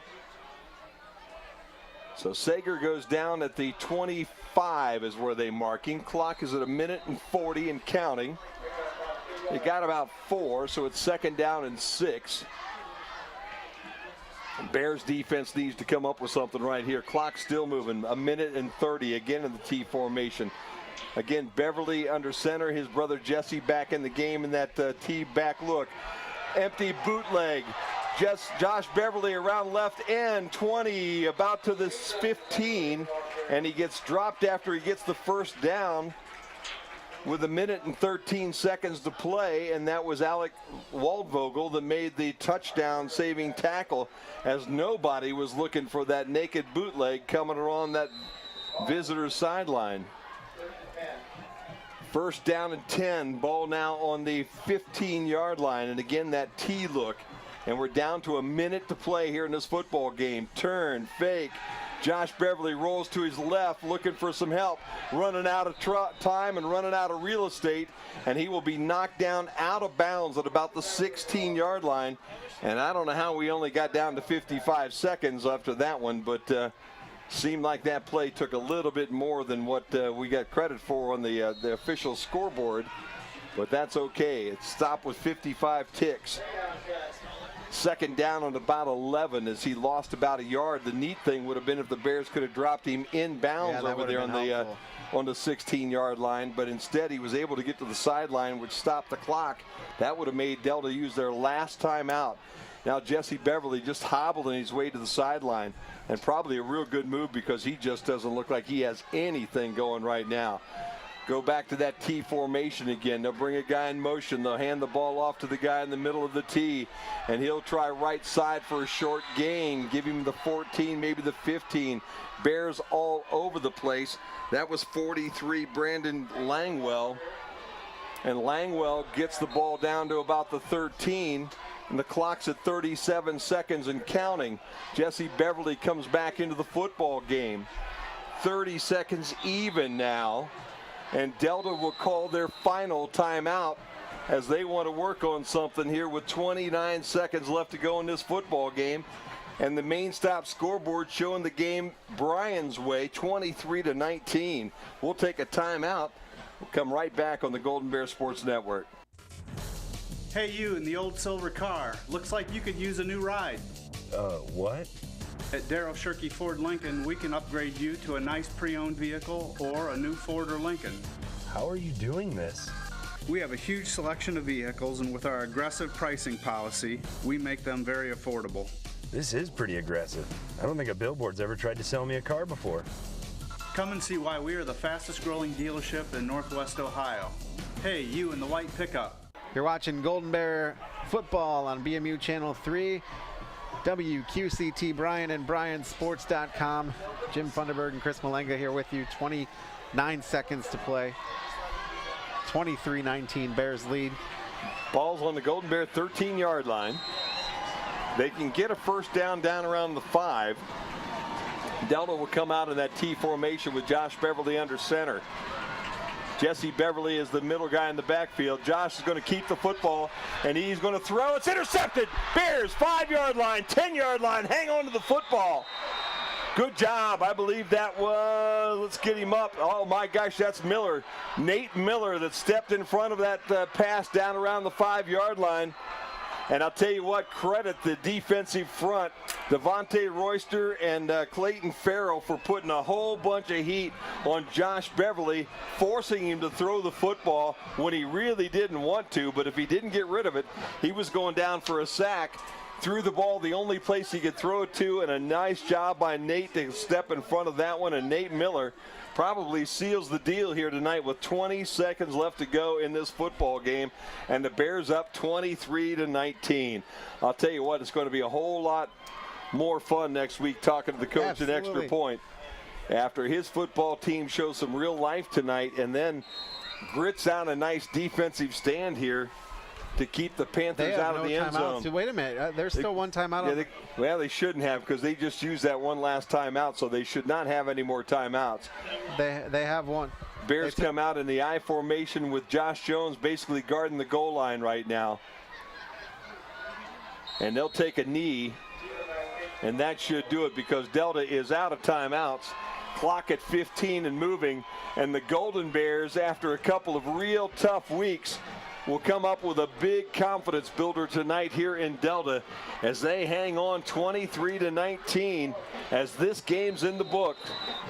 We'll step away. When we come back, we'll look at all the final stats, do a little chatting, and get the heck out of Delta here tonight with a big old smile and a W. 23-19, Bears win on the Golden Bear Sports Network.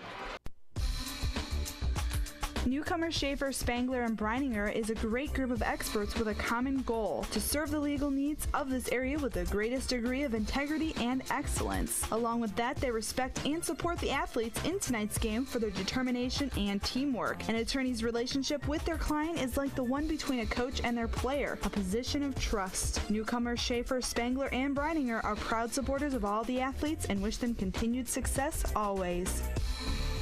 An insurance policy is essentially a promise to pay for covered losses that occur to your assets. At Andrews O'Neill & Lowe, we take this promise seriously, from the minute you accept the policy to the moment the loss occurs and beyond. That's why we place your auto, home, or business insurance with an experienced carrier like the Central Mutual Insurance Company. Our expertise, matched with Central's quality products and service, provide you protection, security, and peace of mind. Andrews O'Neill & Lowe is your local Central agent. Call us today at 419-636-5050. You know, gathering with those we love, we get to catch up and we get to reflect on the past. It seems like every time we get together, I always learn something new. Here's the front page of the Columbus Dispatch when we won state baseball tournament, sliding into home plate. Look at that, the front page, and that's a neat picture. That was a great memory. I'll never forget that. At Oberlin Turnbull Funeral Home, we understand that there are special memories that need to be remembered and shared. Things are starting to settle down here at Bryan Ford Lincoln. After the fire, we had to rearrange everything. We brought in new offices for our staff. We reorganized our inventory to accommodate our new layout. Things are starting to feel a little more like home. Morning, Chip. Maybe a little too comfortable. Bryan Ford Lincoln, great deals, great people, great experiences. Back here at Delta, and I'll tell you what, Chris, a very pleasant evening here tonight as we saw a new look for the Golden Bears. We got away from the running game. We got into that more read option spread type look. And I think it suited the guys tonight. Absolutely. They seemed to play much better football tonight. Absolutely. They played great. Gives you some more options. Here's the statistic that tells me that we have changed things, okay? John Rittenhouse had 3 carries for 42 yards. His long was 28. So out of those carries, out of those 42 yards, 28 of those were on 1 carry. Yep. I don't think he's had a night like that, a carry like that the whole season, because he's been used kind of as this up the middle, up the middle, up the middle. When you finally switch things up and do some passing and running mixes, you can really make things happen out there. Well, it was a real fun night to watch. The Bears win tonight 23-19. It was Rittenhouse's 28-yard touchdown scamper that's the difference, Chris. Absolutely. As you talked about, and it came off of a fumble recovery there by Clayton Farrell after he had gotten a face mask call a couple plays before that, which extended a Delta drive. So a good turn of events for Clayton Farrell with the recovery and a nice run and a nice bit of deception there for the Bears to get that touchdown. And we're going home tonight with a 23-19 win, with 2 big home games coming our way here next week with PH, and then we wrap it all up with Liberty. Yeah, it doesn't get easy, but I definitely like the look of this team. And here's what you're doing is you're setting things up for the future, and that's what you got to do.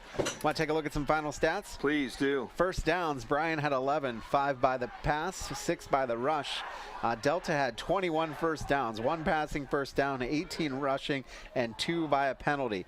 Bryan was 2 of 5 on third down and 0 of 1 on fourth down. Delta 8 of 14 on third down, 3 of 4 on fourth down.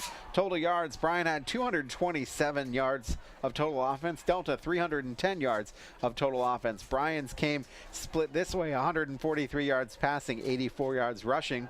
Delta's came the opposite way, 34 yards passing, 276 yards rushing. Zach Nobis was 8 of 13 for 143 yards. Along of 43, he had 2 touchdowns and 2 interceptions. Jason Beverly, 3 of 4 for 34 yards. Rushing, Bryan attempted 17 times to 84 yards.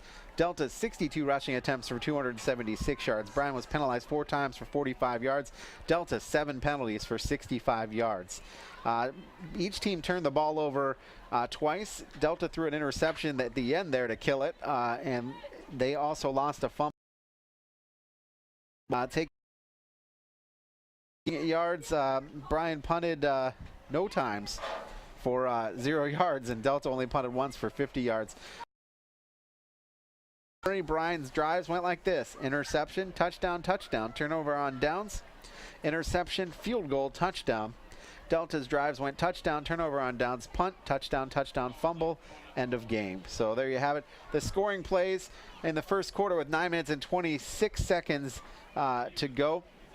After a, 3-play, 47-yard drive, it was Jason Beverly to Jesse Beverly for 32 yards and the touchdown. That made it 7-0.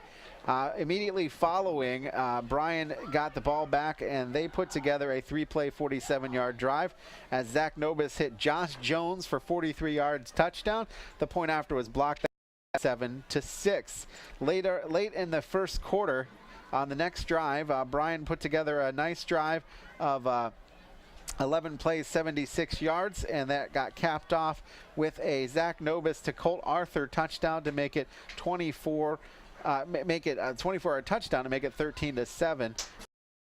Second quarter, late in the second quarter, Beverly to Jesse Beverly for 9 yards, tying it up 13 apiece. In the third quarter, Jason Beverly, 1-yard touchdown after a drive for them, and the 2-point conversion was no good to make it 19-13. Josh Jones hits a field goal, a 37-yarder with 1:44 remaining in the third quarter to make it 19-16. And then after the turnover, we had the fumble. There was a penalty that Delta had the ball inside the 1-yard line. There was an unsportsmanlike penalty that moved it out. Delta moved it all the way up to the 28-yard line of Bryan. They fumbled. We recover, and then Nobis on the next play hands off to Rittenhouse. He goes down the right side for 28 yards and the touchdown. The point after was good. That made it 23-19, and that's the way it would stay. Taking a look at some individual statistics, Zach Nobis 8 of 13 for 143 yards, along of 43, 2 touchdowns, 2 interceptions. He also rushed the ball 10 times for 34 yards. Josh Jones, 2 attempts for 11 yards rushing. John Rittenhouse, 3 attempts for 42 yards, a long of 28. That touchdown was 28 yards. Alex Waldvogel had 1 rush for -3 yards. Colt Arthur caught 2 balls for 53 yards. His long was the 29-yard touchdown. Josh Jones caught 5 balls for 82 yards. His long was the 43-yard touchdown. And Bryson Andrews caught 1 ball for 8 yards. On the other side, Jason Beverly, 3 of 4 for 34 yards. His long pass was 18. Rushing with leading rusher was Jesse Beverly, 34 attempts for 224 yards. His long was 32. He had 2 touchdowns. Jason Beverly had 12 rushes for 5 yards and a touchdown. Dylan Smith, 4 for 19. Tyson Cameron, 3 for 5. Tristan Sager, 3 for 20. And Brandon Langwell, 4 of 8. Dylan Smith caught 1 ball for 13 yards. Elliot Schneider, 1 ball for 18 yards. And Brandon Langwell, 1 reception for 3 yards. There you have it. Bears win. It's the only number we care about on the scoreboard. That's the only one that does mean a darn thing here tonight. 23-19, Golden Bears. They pick up their 3rd win of the season. They have 2 big ball games coming up yet. They're 3-5 now, and they will have they'll have basically Patrick Henry coming to town next week, Liberty coming to town the following week. And have we checked those scores, finals right at this point in time, Chris? We can get close. Fairview and Tenora are still tied at 20 in the 4th quarter. Edgerton over Wayne Trace 22-21. It's Ottawa Hills over Eden 28-24. Liberty beats Archbold 45-14. PH beats Evergreen 46-12. Montpelier beats Hilltop 27-9. So staying alive in the playoff chase for the Locos. Swanton 41-7 over Wauseon. Boy, they took some aggression out tonight. They sure did. Ayersville over Holgate 55-8. Napoleon beats Anthony Wayne 14-7. St. Mary's all over Defiance 41-0. Kevin Klein having a rough first year at Defiance. Hicksville beats Antwerp 48-13, helping their playoff chances. And Salina beats Van Wert 43-12. That one is a final as well. You know, I'm rooting for the Locos, but the unfortunate thing for those guys, if they do happen to qualify, they'll probably either get Liberty or PH in the opening round. Yeah. That's the only problem that you got with something like that. Yeah. And then you go back to those NWOAL nightmares that they've had for a while. But a good football team up north of us, and we'll hope the Montpelier can get into the playoffs here this year. Chris, I'll tell you what, if we keep this up, we might be able to make these games next week and the following week a little more interesting. Absolutely.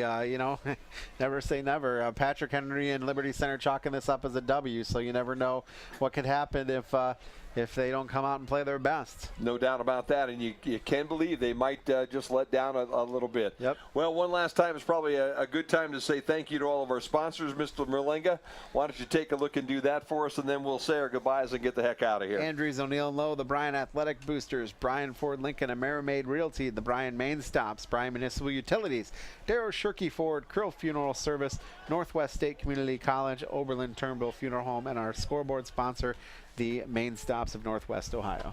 Big thank you to Aaron and Danny and Big Eric, who did wake up and do a little work down there in that van here as the night went on. Every time you turned the camera on him, he was sitting down there with a plate of pizza in his lap. And was just kind of, right now, look at him taking a little snooze down there in the mobile truck. Hope you enjoyed it tonight on Q96.5 FM, on BryanSports.com, or on the TuneIn app for WQCT. And if you did and you want to see a replay tomorrow night, full video on BMU Channel 3 starting at 7 o'clock. For Chris Malenga, I'm Jim Funderburg. The Bears win tonight 23-19 here on the Golden Bear Sports Network. Thanks for joining us, everyone. Have a good night.